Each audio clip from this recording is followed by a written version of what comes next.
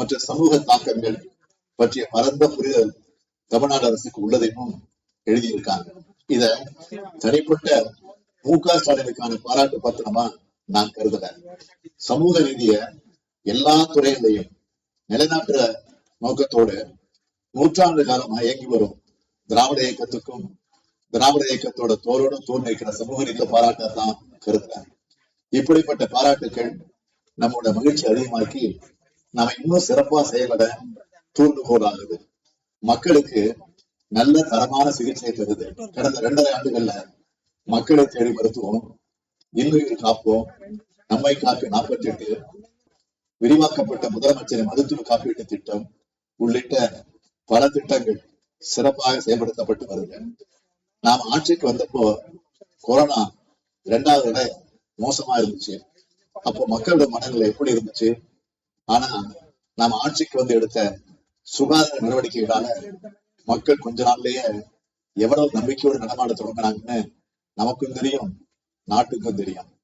உலக புதிய ஆராய்ச்சிகளையும் மருத்துவத்துறையில் ஏற்படுகிற வளர்ச்சிகளையும் உடனுக்குடன் கவனிச்சு தமிழ்நாட்டுல செயல்படுத்துறதோட விளைவாதான் பன்நோக்கு மருத்துவமனைகள், சிறப்பு நோக்கு மருத்துவமனைகள் தமிழ்நாட்டுல சிறப்பான சிகிச்சையை வழங்கி வருது. அறிவியலுக்கு புறம்பான மருத்துவ முறைகள் பொதுமக்களை சோதனை எலிகளா மாற்றுகிற அபாயம் கொண்டவை. இந்தியா சோதனை எலியா மாறிடுமோங்கிற அச்சம் ஒரு சங்கத்தை சார்ந்த உங்ககிட்ட இருக்கிறத உணர்கிறேன்.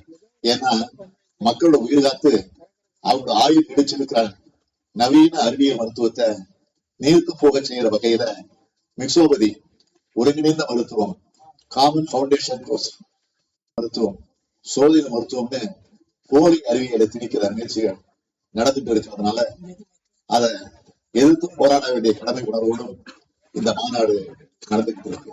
மருத்துவர்களுக்கான உங்களோட அறிவுபூர்வமான உணர்வுபூர்வமான போராட்டத்துல நாங்க துணை நிற்கிறோம். தமிழ்நாட்டுல உருவாக்கப்பட்டிருக்கிற மருத்துவ கட்டமைப்புகளை சிதைக்கிற வகையில முதல்ல நீட் தேர்வு திணிக்கப்பட்டுச்சு. மாணவி அனிதா தொடங்கி மாணவர் பலரோட உயிரை நீட் என்கிற கொடுவால் பிரிச்சிடுச்சு.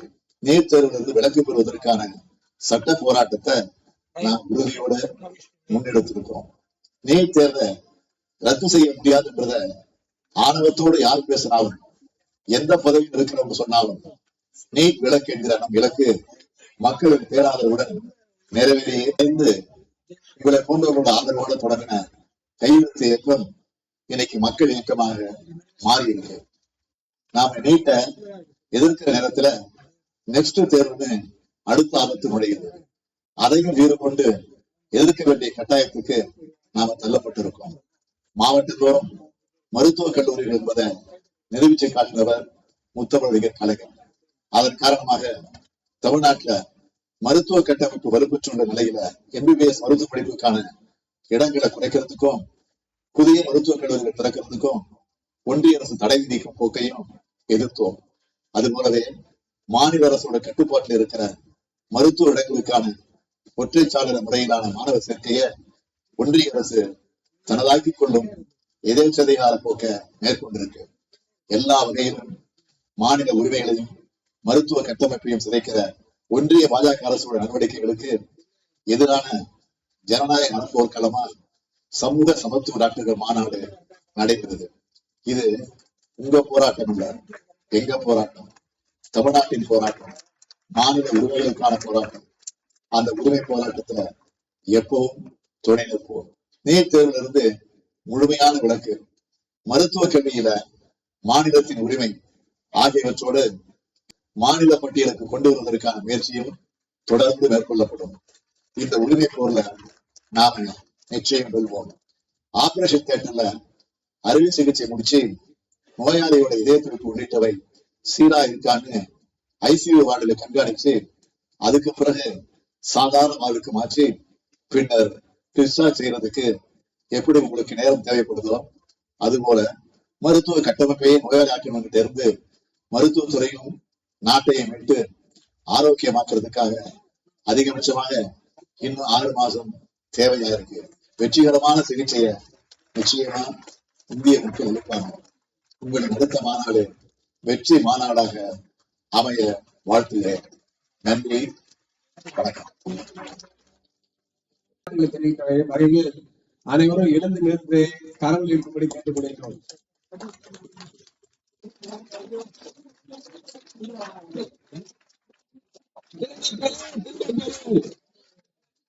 திரும்ப பெறு, திரும்ப பெறு, ஒன்றிய அரசியை திரும்ப பெறு, நெக்ஸ்ட் தரும் முயற்சியை திரும்ப பெறு. காத்திடுவோம், காத்திடுவோம், மருத்துவ கல்வி மாநிலத்தை காத்திடுவோம், மருத்துவத்தை பாதுகாத்திடுவோம்.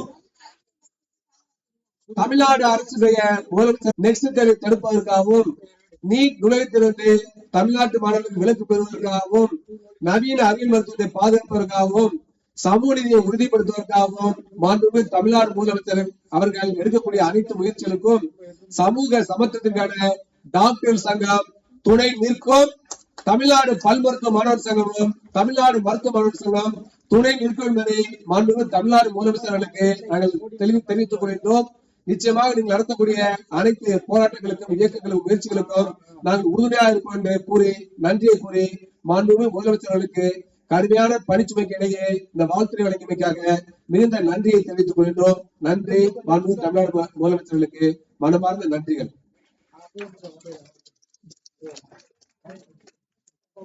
எல்லாரும் இந்த கையில அந்த ஸ்லோகன் வச்சிருக்கீங்கன்னு நினைக்கிறேன். இருக்கா? அதை எடுத்து வச்சுட்டு ஒரே நிமிஷம் எல்லாரும் நின்னுக்கோங்க. வேண்டாம் வேண்டாம், நெக்ஸ்ட் தேர்வு வேண்டாம், வேண்டாம் வேண்டாம், நெக்ஸ்ட் தேர்வு வேண்டாம், காப்போம் காப்போம், மாநில உரிமை காப்போம், வேண்டாம் வேண்டாம், நெக்ஸ்ட் தேர்வு வேண்டாம், காப்போம் காப்போம், மாநில உரிமை காப்போம். நன்றி. எலும்பு மூட்டு சிகிச்சை நிபுணர் டாக்டர் இஸ்மாயில் அவர்களை மேடைக்கு வருமாறு அழைக்கின்றோம். அரசியல் சாசன நாளில் இந்திய அரசியலமைப்பை காத்திட முன்களத்தில் போராடும் தலைவர்கள் எல்லாம் இந்த மேடையில் அமைந்திருக்கிறார்கள். அப்படிப்பட்ட போராட்டத்தை இந்தியா முழுமைக்கும் ஒருங்கிணை அதை இணைத்து இன்று இந்திய அளவில் மிகப்பெரிய ஒற்றுமையை ஏற்படுத்திய இந்திய கம்யூனிஸ்ட் கட்சியின் அகில இந்திய பொதுச் செயலாளர் தோழர் டி ராஜா அவர்களை இந்த மாநாட்டை துவக்கி வைத்து துவக்க உரை அளிக்குமாறு அன்போடு அழைக்கிறோம்.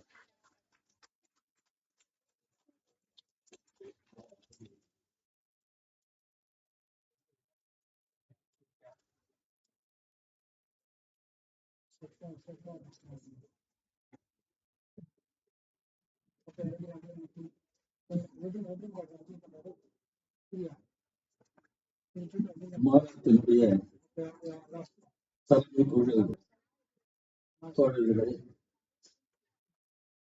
மேடையில் வீற்றிருக்கிற டாக்டர் பெருமக்களே, சமூக சமத்துவத்திற்கான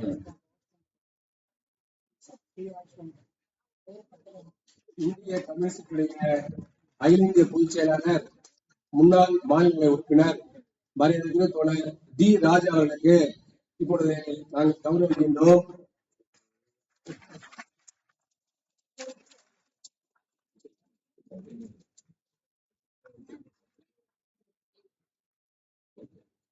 தோழர் டி ராஜா அவர்களை ஒரு அரசியல் தலைவர் முறையில் மட்டும் நாங்கள் அழைக்கவில்லை. நமது தமிழ்நாட்டில் அரசு பள்ளி மாணவர்களுக்கு தனியாக இடஒதுக்கீடு வழங்க வேண்டும், அரசு மருத்துவர்களுக்கு இடஒதுக்கீடு வர வேண்டும் என்ற கோரிக்கை முன்வைத்து நாங்கள் மத்திய அமைச்சரை சந்திக்க வேண்டும் என்று கூறிய பொழுது எங்களை வர சொல்லி நேரடியாக நாடாளுமன்ற வளாகத்தில் இருக்கக்கூடிய அன்றைய மக்கள் நலத்துறை அமைச்சர் ஹர்ஷவர்தன் அவர்களை நேரடியாக சந்தித்து கூடவே இருந்து அந்த மனுவை வழங்க செய்கிறார் மரியாதைக்குரிய டி ராஜா அவர்கள். அன்று அழைக்க ஒரு மிக முக்கியமான கோரிக்கையான அரசு பள்ளி மாணவர்களுக்கான தனி இடஒதுக்கீடு தமிழ்நாட்டில் நடைமுறைப்படுத்தப்படுகிறது பாராட்டத்தக்கது. சமூக சமத்துவத்திற்கான டாக்டர்கள் சங்கத்தின் பொறுப்பாளர்களே, முதலமைச்சருடைய வாழ்த்துறையோடு இந்த மாநாடு தொடங்குகிறது. இந்த மாநாட்டில் எனக்கு பின்னர் டாக்டர் திருமாவளவன் பேச இருக்கிறார். அவர் உங்களை மாதிரியான டாக்டர் அல்ல, உங்களை மாதிரியான டாக்டர் அல்ல. சமூக சிந்தனை, சமூக மாற்றம், சமூக நீதி இவற்றை பற்றி சிந்தித்து கொடுக்கிற ஒரு போராளியான டாக்டர் திருமாவளவன்.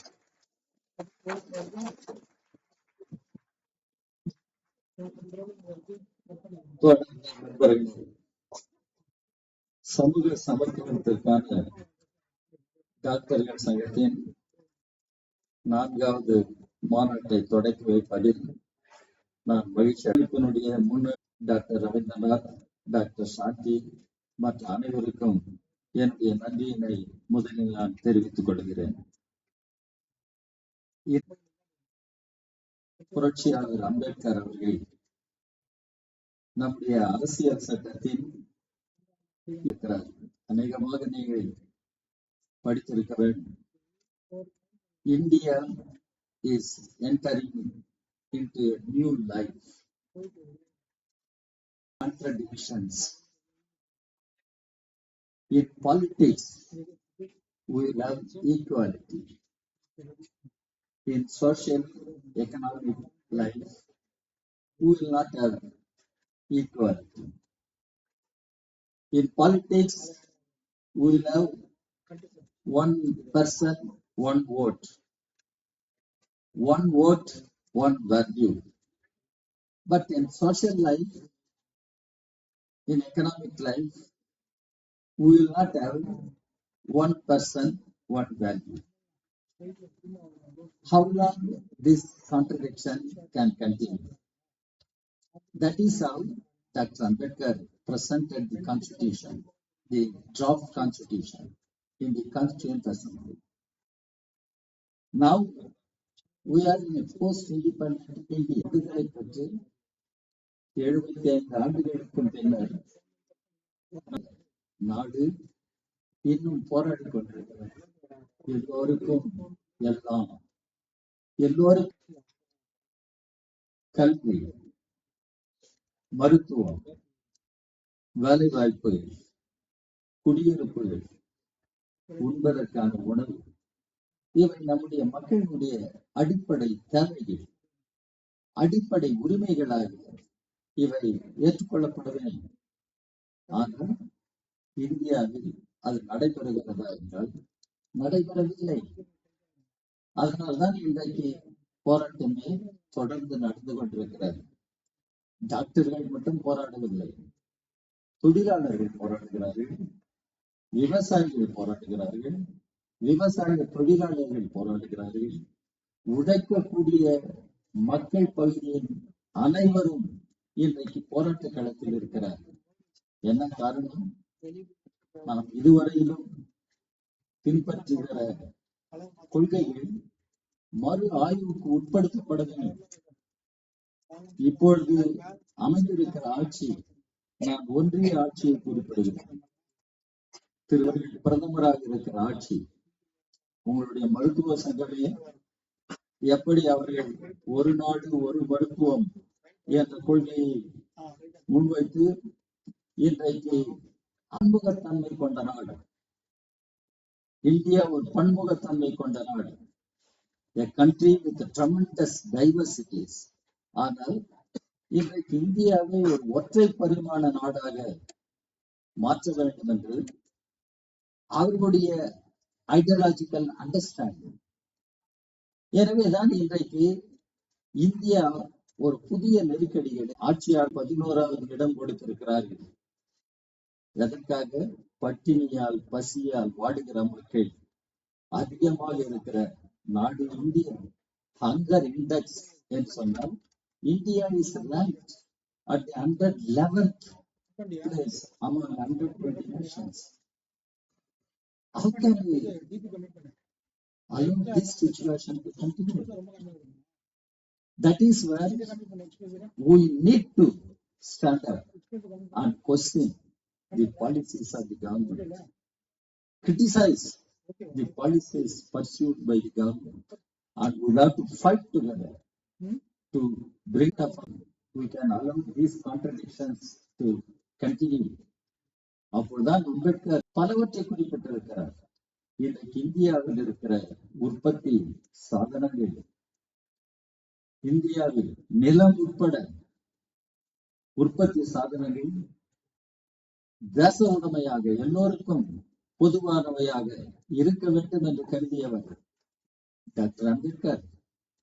அவர்தான் எல்லோருக்கும் எல்லாம் கிடைக்க வேண்டும், கல்வி என்பது அடிப்படை உரிமையாக இருக்க வேண்டும், அதே போல மருத்துவம் அடிப்படை உரிமையாக இருக்க வேண்டும், health care, education, employment, housing, food மக்களுடைய அடிப்படை உரிமைகளாக இருக்க வேண்டும். ஆனால் இன்றைக்கு உண்டா என்ற கேள்வி. இது டாக்டர்களின் பிரச்சனை மட்டுமல்ல, இந்திய சமூகத்தினுடைய பிரச்சனைகளாக இருக்கின்றன. இந்திய சமூகத்தில் டாக்டர்கள் ஒரு பகுதி. நீங்கள் உயர்ந்த நோக்கங்களை காட்ட வேண்டும் என்று நீங்கள் போராடுகிறீர்கள். இன்றைக்கு நம்முடைய மருத்துவத்துறை எப்படி இருக்கிறது? தனியார்மயமாக்கப்படுகிறது. நம்முடைய மருத்துவத்துறை வாணிகமயமாக்கப்படுகிறது. கமர்ஷியலைசேஷன், பிரைவேட்டைசேஷன், இவை இன்றைக்கு நடந்து கொண்டிருக்கின்றன. இது பல்வேறு பிரச்சனைகளுக்கு கொண்டு போகிறது. கொரோனா காலத்தில் நம்முடைய நாட்டினுடைய health care system, health infrastructure got thoroughly exposed. நீங்கள் தெரிந்து கொள்ள வேண்டும், got thoroughly exposed. Why it is happening? As students, as practicing doctors, you also should know what is the budgetary provision on health infrastructure. Do you know? இன்றைக்கு இந்தியாவில் மருத்துவத்திற்காக, health sector, health இன்ஃப்ராஸ்ட்ரக்சருக்காக எவ்வளவு நிதி ஒதுக்கீடு செய்யப்படுகிறது என்றால் just 2.1% of GDP. Just 2.1% of GDP. ஆனால் நாம் கேட்கிறோம் at least 6% of GDP. At least 6% of GDP. Even on education, what is the allocation? In 1960s, Kothari Commission gave a report. One of the important recommendations of Kothari Commission is that India should allocate at least 6% of GDP on education. Now, there must be 12%, 14% of GDP on education. But government is not prepared. Government is not prepared. But government is giving huge tax concessions, tax remissions. Corporate houses, big business houses. Many of you must be knowing some Hindi also. Mr. Modi said, "Sabka Saath, Sabka Vikas." Then he said, "Sabka Prayas." ஆனால் மோடியினுடைய ஆட்சி சப்கா சாத்தாக இருக்கிறதா என்றால் இல்லை. To Gandhi, you all know Mahatma Gandhi, I mean. Gandhi was having Dandi Yatra, you know, that during freedom movement. That time, Gandhi had small health problem. That time, there is one international health journal, Lancet, wrote an article saying if the crisis, that was, he reacted strongly. And Gandhi said, challenge anybody at global level. Talented doctors can be produced by independent India. I look at our doctors, very talented doctors, very committed doctors, very committed doctors. I have my personal experience during Corona. I had to go to All India Institute of Medical Sciences. I got admitted for a few days. The doctor who was treating me, he said, Raja sir, hospitals must be the last place for our citizens to come.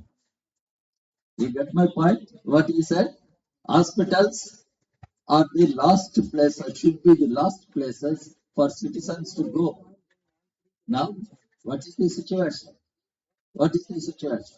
So we need to strengthen our health sector. We need to strengthen our medical infrastructure. How to do it? How to do it? So this is not an isolated issue. It is part and parcel of the general struggle. The general struggle. What is the general struggle? We must liberate our country. We liberated our country from colonial rule, but we have to liberate our country from the loot of big business also. That is the challenge we have today. And otherwise, what is this? Dr. Shanti was explaining how the health system is changed, Vedic health system. This homeom, she was using one word, homeom. You understand what is homeom? I don't know. I understand it is cow's urine. Huh? It is cow's urine. And what are being taught today, preached today in the name of culture, in the name of Indian civilization? What is Indian civilization? This is what we should understand. We should understand. Anyway, the struggle for social change, the struggle for social equality, the struggle for social justice is a challenge before us. And we'll have to take up this challenge. We'll have to take up the challenge. And we should fight for social justice. We should fight for equality. We should fight for equality. That was what Dr. Ambedkar wanted. Dr. Ambedkar, when he presented the constitution, Dr. Ambedkar was so emotional. Dr. Ambedkar was so emotional. And he really made a committed statement, and we should strive for one person, one value. That explains everything. That explains everything. So your conference is taking place on such a very historic day, very historic day. And I wish all success to your conference, all success to your conference. And it is our struggle. It is not just your struggle. It is our struggle also. As politicians, as political parties, we are the same concern. You are the same concern. It is not just your struggle. It must be our struggle. You must question us what political parties are doing, what parliament is doing, what assembly is doing. You have every right to question. For that, you need to have such a social commitment. Yes, as doctors, we will work for social equality. As doctors, we will work for social justice. As doctors, we will serve our people with great amount of dedication and commitment, and we will serve our people.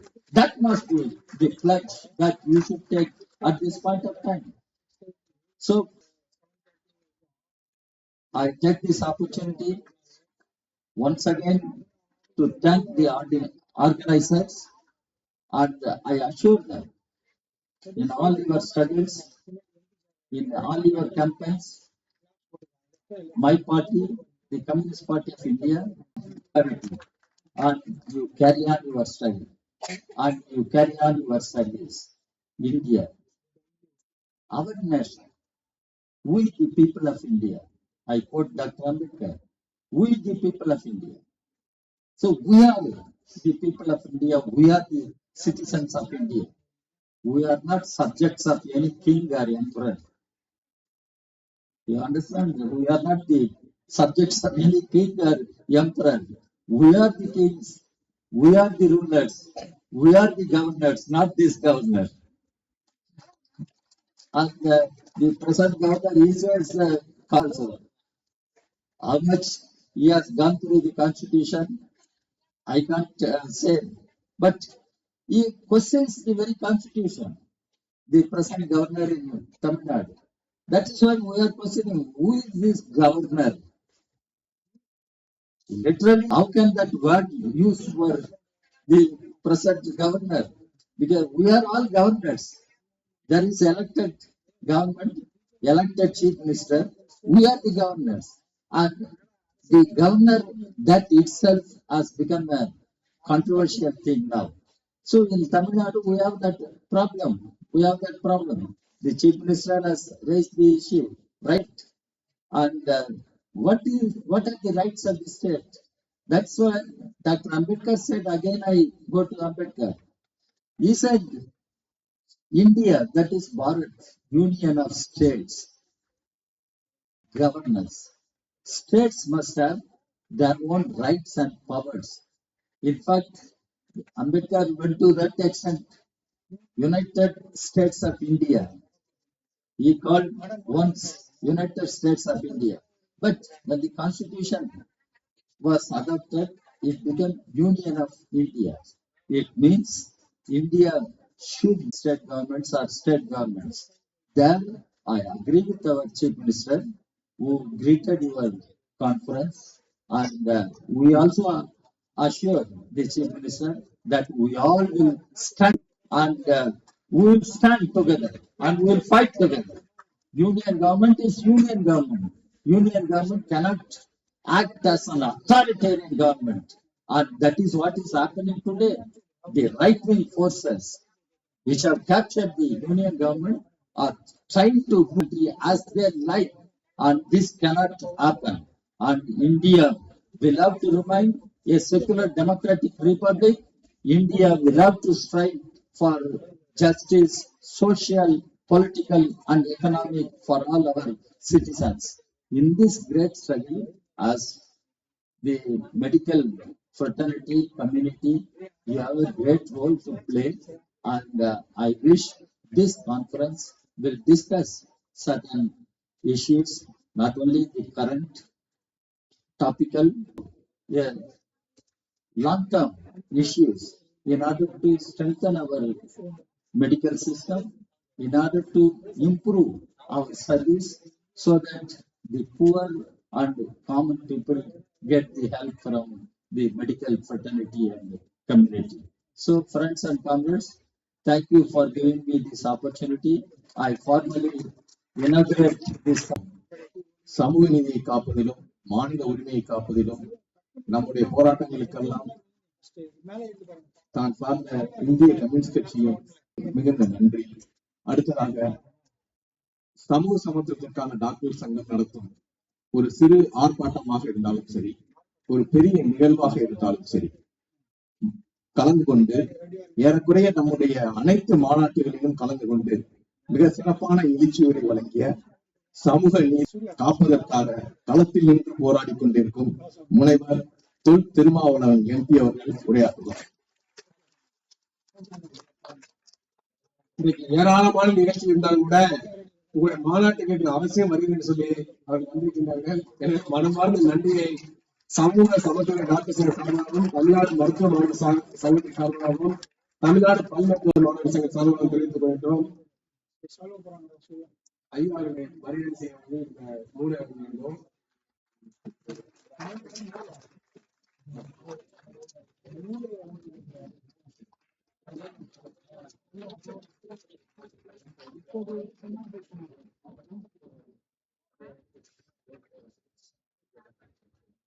மாநாடு 20ஆம் ஆண்டு தொடக்க விழா மற்றும் இந்த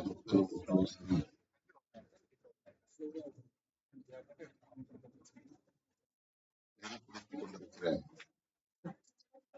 சங்கத்தின் பொதுச் செயலாளர் தோழர்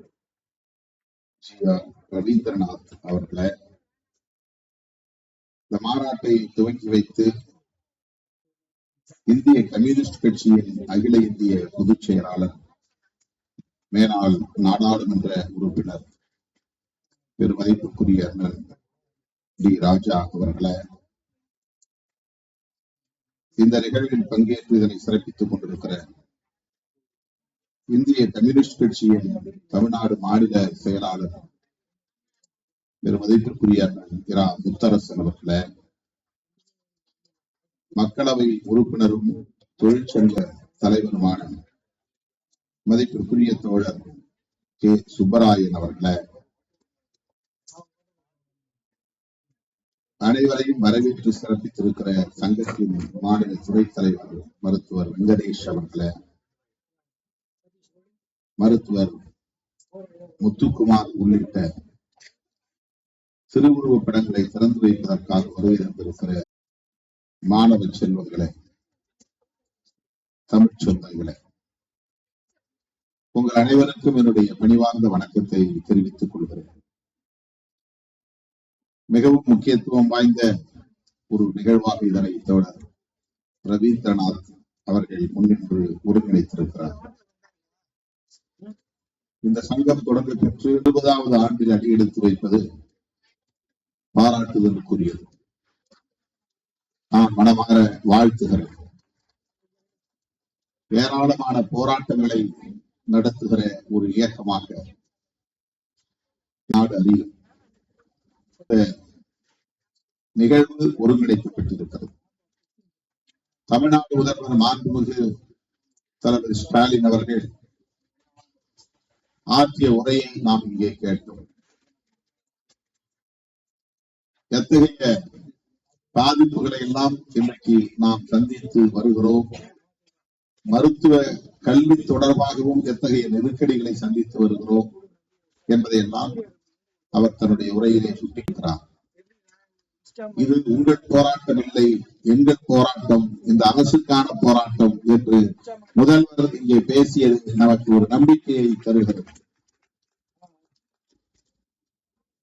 மாலை தகைசால் தமிழர் நல்லக்கண் அவர்களும் கலந்து கொண்டு உரையாற்ற இருக்கிறார்.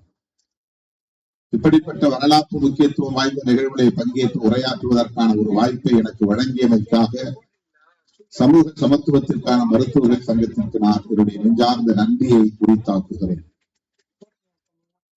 அண்ணன் டி ராஜா அவர்கள் இங்கே மிகச் சிறப்பான ஒரு உரையை வழங்கினார்.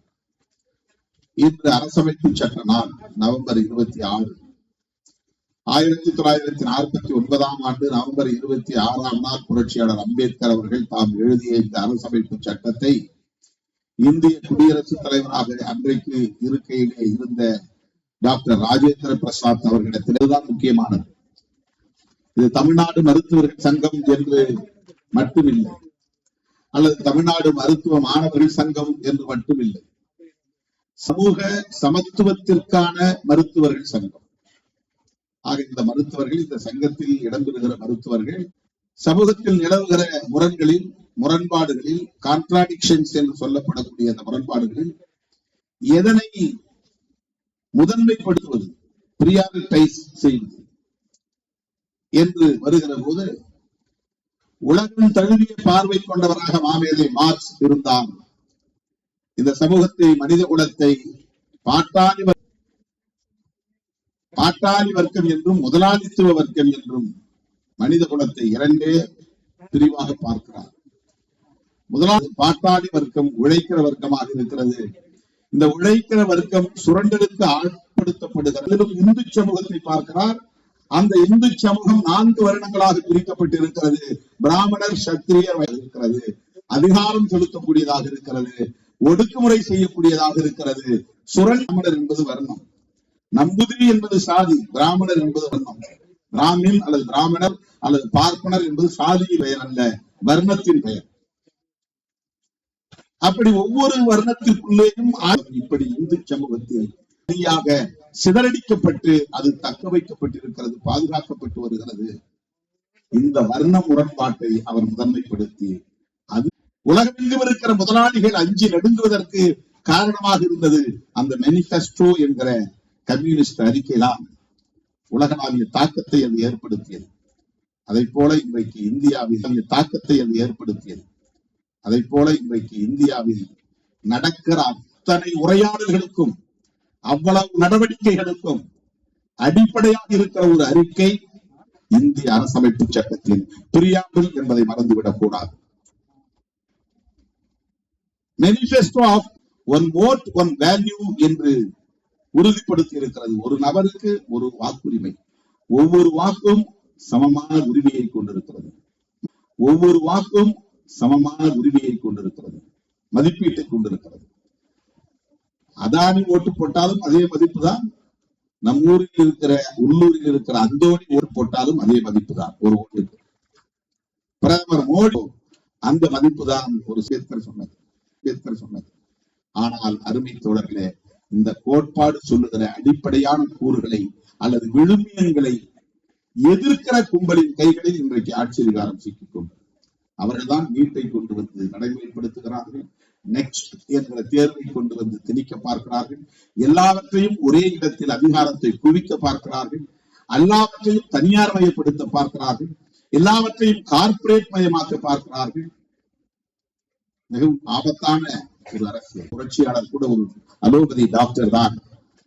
அவரை போல பல டாக்டர், எத்தனையோ டாக்டர்கள் சர்வதேச அளவிலே புகழ்பெற்ற புரட்சியாளர்களாக இருந்திருக்கிறார்கள். அவர்களுக்கு அதிகம் சமூக பொறுப்புணர்வு இருக்கிறது என்று சொன்னார். வகுப்பெடுப்பது போல நம்மிடையே பேசி வாழ்த்துரைத்த தோழர் திருமாவளவன் அவர்களுக்கு நன்றி. அடுத்ததாக சிறந்த மருத்துவர்களுக்கான பரிசளிப்பு டாக்டர் டி நாடாளுமன்றத்திலும் சமூக தளத்திலும் தொழிலாளர்களுக்காகவும் சுற்றுச்சூழலுக்காகவும் இந்த சமூகம் சந்திக்கும் அத்தனை பிரச்சனைகளுக்காகவும் தொடர்ந்து குரல் கொடுத்து வரும் திருப்பூர் நாடாளுமன்ற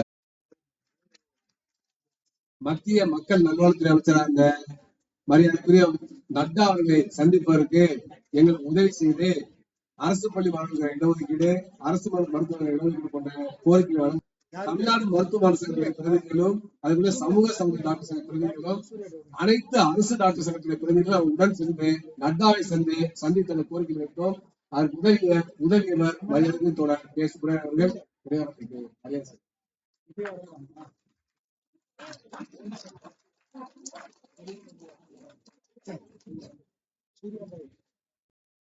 தலைவர் அவர்களே, இங்கே மாநாட்டை துவக்கி வைத்து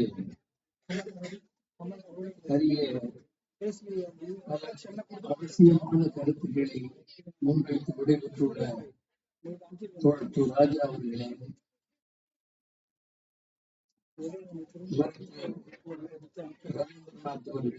என்னுடைய நன்றியை தெரிவித்துக் கொள்கிறேன். இங்கே நடைபெறுகிற இந்த நிகழ்ச்சி என்பது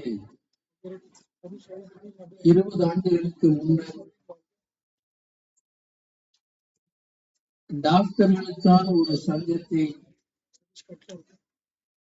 தொடங்கியதை ஒட்டி நடைபெறுகிற 20ஆம் ஆண்டு தொடக்க விழா நிகழ்ச்சியாகும். அதேபோல் தமிழ்நாடு தழுவிய 4வது மாநாடாக இது நடைபெறுகிறது. டாக்டர்களுக்கான சங்கத்தை வைக்கிற போது உண்மையிலேயே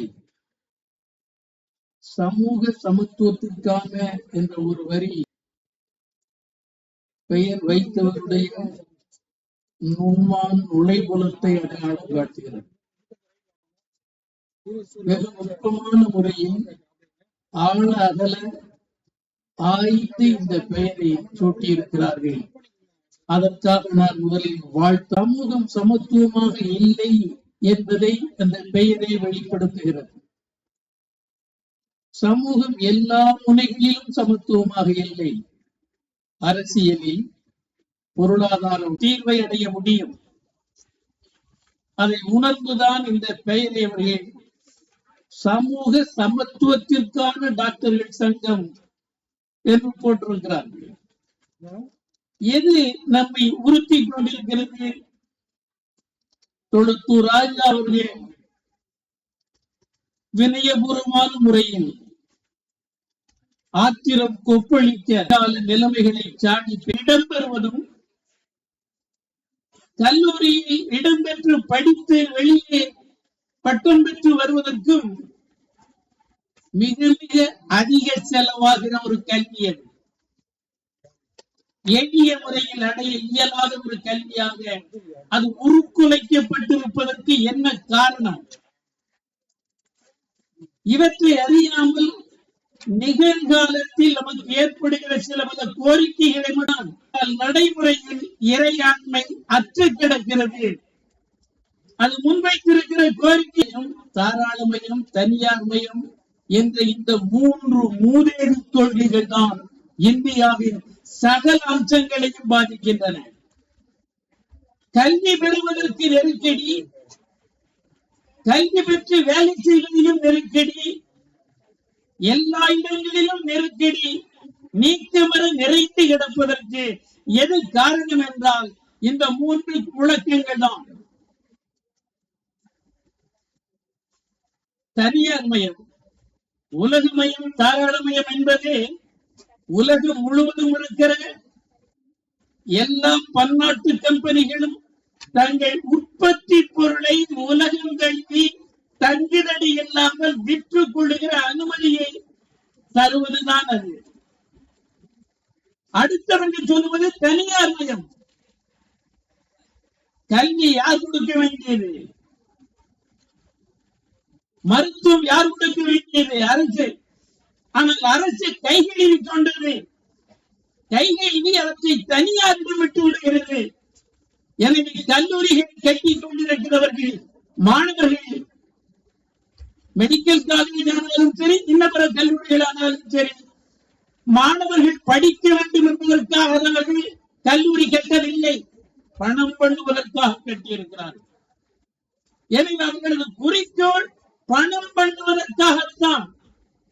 தனியார் தனிப்பட்ட முதலாளிகள் கல்லூரிகளை கட்டி பணம் பண்ண அனுமதிக்கிற கொள்கை தவறல்லவா? இந்த கொள்கையை யார் திணித்தது இந்திய அரசின் மீது? தனியார் மயம் என்ற கொள்கை அரசிடம் எந்த ஒரு பொறுப்பும் இருக்கக்கூடாது. எல்லா சமூக தேவைகளை நிறைவேற்றுகிற பொறுப்புகளை தனியார்களுக்கு விட்டுவிடுவது. இதன் மூலம் சமூகம் முழுவதையும் ராஜா சொன்ன மாதிரி லூட்டிங் செய்வதற்கு அரசாங்கமே அனுமதிக்கிறது தனியார் மயத்தின் மூலம். எனவே இந்த தனியார் மயம் கொடும் தீங்கை விளைவிக்கிறது. இந்த 3 தோஷங்களையும் நாடாளுமன்றம் நிறைவேற்றவில்லை. ஒரு சுதந்திர இந்தியாவில் தனக்கு என்று ஒரு குடியரசு உலக வர்த்தக கழகம். அந்த உலக வர்த்தக கழகம் யாருடைய கேள்வி? உலக வங்கியும் சர்வதேச நிறுவனமும் WTOவும் சர்வதேச நிதி மூலதனத்தின் கருவிகள். அந்த நிதி மூலதனம் என்பது உலகத்தில் வளரும் நாடுகளில் அதிகாரங்களை தங்களுக்கு இசைவாக மாற்றி அமைப்பதற்கும், புதைந்து கிடக்கிற இயற்கை வளம் முழுவதையும் கொள்ளையடிப்பதற்கும் அனுமதிக்கிற கருவிகள் தான் அது. அதனால்தான் நாம் தனியார் மயத்திற்கு ஆட்பட்டிருக்கிறோம். அந்த 3இல் ஒன்றான தனியார் மயம்தான் இன்றைக்கு மருத்துவ கல்வியை ஒரு எக்ஸ்பென்சிவாக மாற்றிவிட்டது. மிக எளிதில் கற்று வெளியேற முடியாது, அவ்வளவு நெருக்கடியை கொடுத்திருக்கிறார்கள். இந்த கல்வியை கொடுக்க வேண்டிய அரசு அந்த பொறுப்பிலிருந்து முற்றிலும் விலகி இருக்கிறது. எனவே நாம் வெறும் மருத்துவர்கள் மட்டுமல்ல, மருத்துவ கல்வி பெறுகிறவர்கள் எல்லோருமே நம்முடைய தேவைகளை நிறைவு செய்து கொள்ள வேண்டுமானால் இந்த கொள்கை நிலைகளில் ஒரு மாற்றத்தை கொண்டு வருவது நம்முடைய தேவைகளை நிறைவேற்ற வாய்ப்பளிக்கும். மருத்துவர்களானாலும் மருத்துவ கல்வி பெறுகிற மாணவர்களானாலும் தேவைகளை நிறைவு செய்வதற்கு உரிய ஒரு சூழலை ஏற்படுத்த வேண்டுமானால் இந்த கொள்கையில் மாற்றம் கட்டாயம் வர வேண்டும்.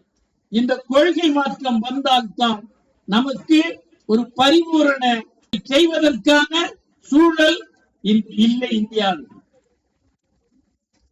இன்றைக்கு ஆளுகிற இந்திய அரசு எது தேவையோ அவை முழுவதையும் நிராகரித்து விட்டது. அரசியல் சாசனம் மீறப்படுகிறது. ஒரு ஜனநாயக அரசியல் அமைப்பு நெருக்கடிக்கப்பட்டு விட்டது. இந்த நெருக்கடியின் காரணமாகத்தான் சகல நெருக்கடிகளும் ஏற்படுகின்றன. மாநில அரசின் உரிமைகள் பறிக்கப்படுவதும், மையத்தின் அதிகாரம் குவிக்கப்படுவதும், பழைய முறைகளில் பழைய கடந்த பல நூற்றாண்டு காலத்திற்கு முந்தைய முறைகளே சிறந்தது என்கிற கருத்து திட்டமிட்டு விதைக்கப்படுகிறது. வெட்டப்பட்ட தலை அந்த காலத்தில் ஒட்டப்பட்டது எப்படி என்றெல்லாம் பேச ஆரம்பித்திருக்கிறார். மனிதனுக்கு எப்படி யானையின் தலை வந்தது, அந்த காலத்திலேயே எப்படி அந்த சிகிச்சை நடந்தது என்றெல்லாம் நிர்மூட கருத்துக்களை பகிரங்கமாக விஞ்ஞானிகள் மாநாட்டிலேயே பொறுப்பற்றவர்கள் பொறுப்புள்ள இடத்தில் இருந்து கொண்டு பேசுகிறார். அப்படியெல்லாம் பேசுவதற்கு எது வாய்ப்பு? முறைகள் இருந்ததில்லை. எதிர்காலத்தில் தான் அது அமையும்.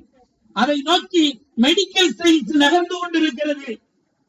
மனிதனுக்கு ஏற்படுகிற உடல் ரீதியான சிக்கல்களை தீர்க்க வருவது மெடிக்கல் சயின்ஸை தவிர கடந்த கால அனுபவங்கள் அல்ல.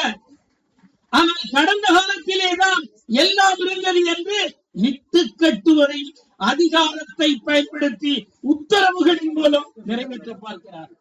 ஒருபோதும் அது வெல்லாது. அப்படி வெல்லுவதற்கான வாய்ப்பு இல்லை. எனவே நவீன விஞ்ஞானபூர்வமான மருத்துவ முறைகளுக்கு எதிராக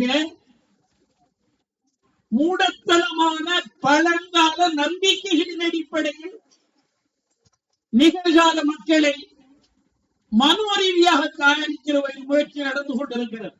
எனவே அவற்றையும் எதிர்த்து போராட வேண்டியிருக்கிறது. அதற்கு காரணம் மத்தியில் இருக்கிற ஆட்சி மூடத்தனம் என்ற சிம்மாசனத்தில் தான் உட்கார்ந்திருக்கிறது. இவர்கள் வெற்றி பெறுவதற்கான படிக்கட்டு மூட கருத்துக்கள் தான், மூட நம்பிக்கைகள் தான். மூட நம்பிக்கைகளையே படிக்கல்லாக்கிக் கொண்டு அதிகாரத்தை கைப்பற்றிக் கொண்டவர்கள் மூட கருத்துக்களை புதர் மண்டி வளர முயற்சித்துக் கொண்டிருக்கிறார். இந்த முயற்சியையும் முறியடிக்க இந்த சமூக சமத்துவத்திற்கான மருத்துவர்கள் சங்கம் முயற்சி எடுக்க வேண்டும் என்பதை சொல்லி, மாநில முதல்வர் சொன்னதை போல தமிழ்நாடு ஒரு விசால பார்வை கொண்டது. தமிழகம் இத்தகைய கருத்துக்களை ஒருபோதும் ஏற்காது.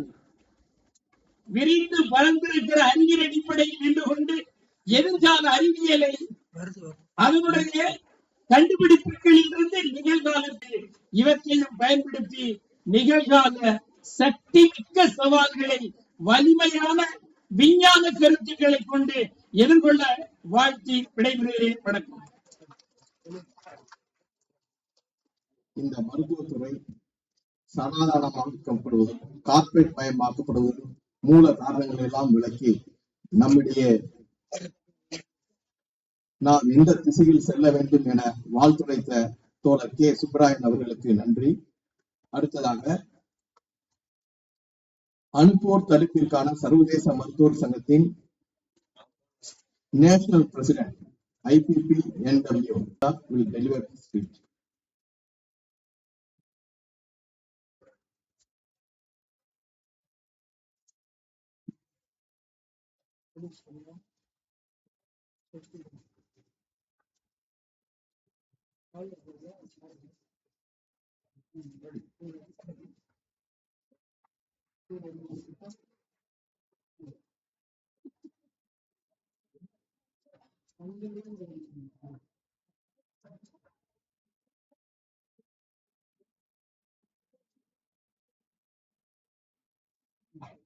மருத்துவ டி ராஜா அவர்களும் மக்களவை உறுப்பினர் கே சுப்பராயன் அவர்களும் தற்போது நம்மிடமிருந்து விடைபெற்று செல்கிறார்கள்.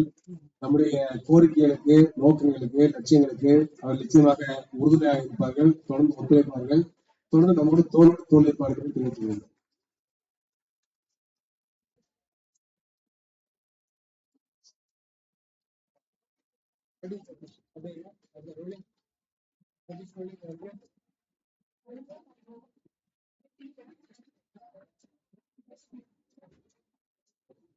Good morning to everyone. It's pleasure to be here on this occasion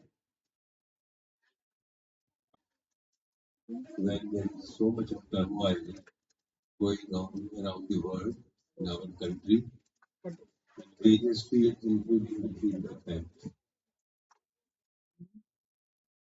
Several speakers before me have highlighted these issues, and today, as has been said by many speakers, is the Constitution Day, which is of the prime importance to give a direction to how we grow in this independent country. Much has been said about the contribution of Ambedkar, India with the socialist orientation. Today is also going to remind you, few months. Today was the day, 26th November. To raise their demands because this government wanted to take away their basic right of getting proper remuneration, etc., of their produce. Health in our country is a very serious issue, but not much discussed, unfortunately. Health is becoming very expensive for our patients.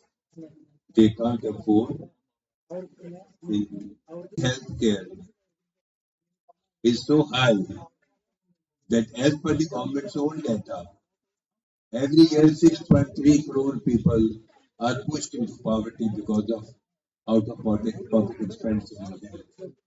This is a very serious issue. Then there are issues of the medical education, the entry into medical education through NEET and exit through NETS. These are two serious issues that when we learn that they are introducing the spiritual medicine, the astrology, all these things along. When our Prime Minister he came into power in 2014, in the first speech addressing the Science Congress, he said that there was a time when India had so much surgical technique that the head of an elephant could be transplanted onto the human body. Then the Vice Chancellor of the former Vice Chancellor of the Andhra Pradesh University, Dr. Nageshwar Rao, in the Indian Science Congress in Jalandhar, he said that science was so much advanced in our country thousands of years back that we were able to produce 100 Kauravas through stem cells. Such absurd ideas of use of Gauputra and cow dung, not only to prevent and treat COVID, but cow dung also to prevent the effect of nuclear radiations on human body. Person who was a teacher in the political science in Patiala, in Punjab, that I am committing a sin challenging such use of cow urine or cow dung. I told him, okay, if it is a sin, then I will have to face the consequences. Let God punish me. Why are you God? What in our country? And then keep on ruling this and spreading obscuranted, outdated, non-evidence based things, including in the health through spiritual medicine. So these are serious issues that are happening today. But the whole world is in crisis today. Whole world is in crisis. Our organization, Indian Doctors for Peace and Development, International Physicians for the Prevention of Nuclear War, we are much concerned that what is going on in Gaza. Over 15,000 people have been killed, 6,000 children. When you are watching it, the baby has been brought dead after the bombardment. It is such shocking and so much upsetting that how can a human being, as a doctor, we feel we are to give life to the people. How can a human being kill other human being in such a dastardly way? Not caring even for the children and the whole world. Most of the countries, their governments of the world, they are siding with the aggressors, including, let me say, to a large extent, our own country. Our Prime Minister initially gave a statement that we stand with Israel. Later on, of course, they started changing to some extent. So the the Heritage Minister of Israel, he said recently that we can use nuclear weapon on Gaza. Such a dangerous thing. On the other side, the war is going on between Russia and Ukraine. There too, they have threatened to use the nuclear weapons without realizing what the nuclear weapons can cause. Our intensity of the Hiroshima-sized nuclear weapons will kill 2 billion people. That is almost 1/4 of the world's population. But any nuclear exchange between the big powers, those who are having huge number of weapons, that is Russia or USA, will lead to end of the whole civilization. These are evidence-based studies carried out by experts. For doctors, this is a big challenge. In our recently held World Congress, we discussed about these challenges of nuclear weapons, increasing rates on the arms, increasing profits of the military industrial complex. They are imposing wars on other people. You see now, where are the fights going on? Asia is the center now. Israel, Gaza, Africa. India, producing companies, arms producing companies, they are selling arms, giving arms to Zelensky in Ukraine to keep on fighting.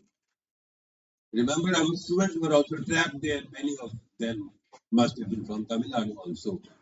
When the war started, fortunately, they have all come back. Barely one student, he got killed during that period.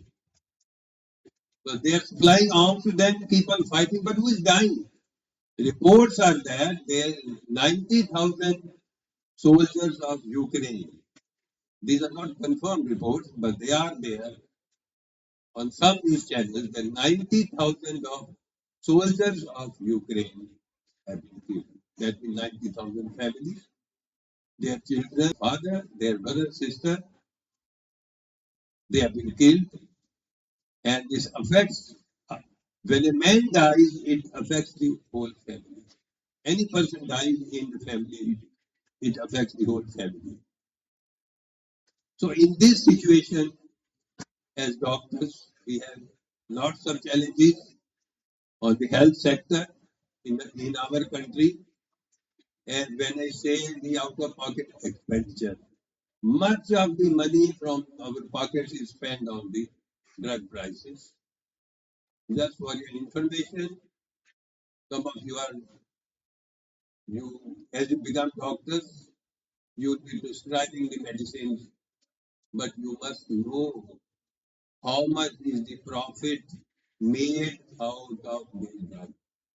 A committee was set up by the government of India 2015 in September, and the committee gives the report in December 2015 on the trade margin in the drug, that is the percentage of profit in the drugs.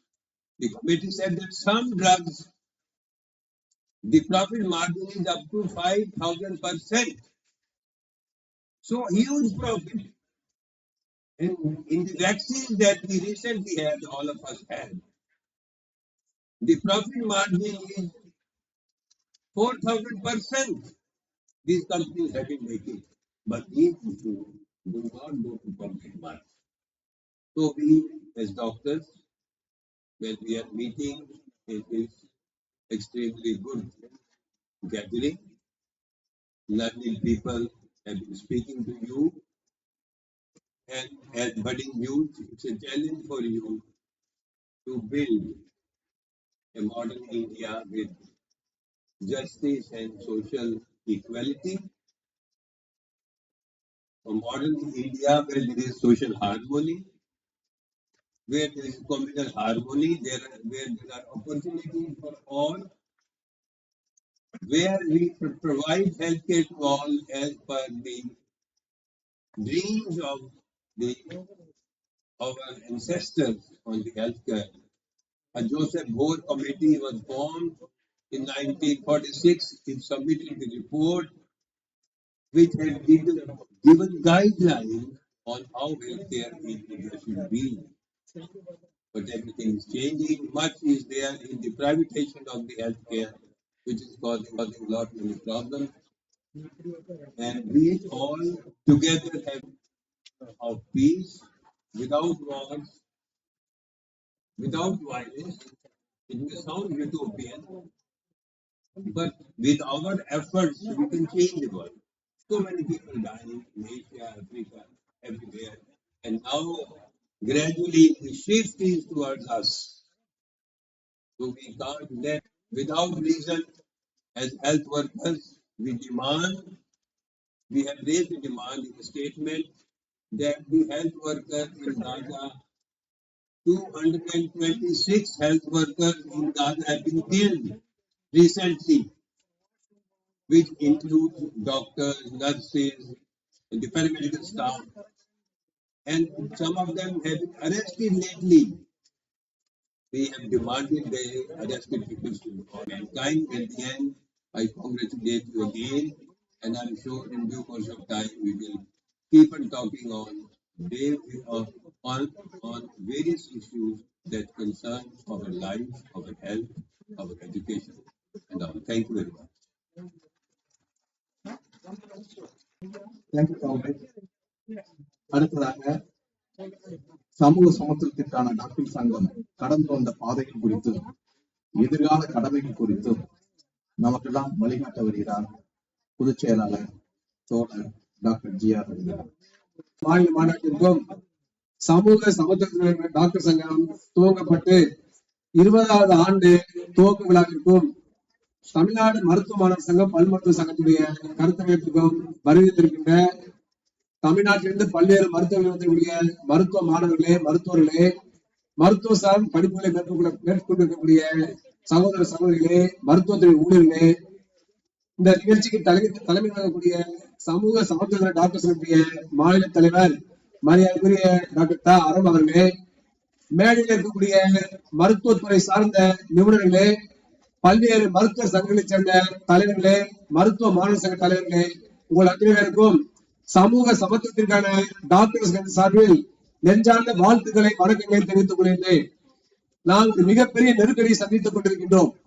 நமக்கு ஏராளமான கோரிக்கைகள் இருக்கின்றன.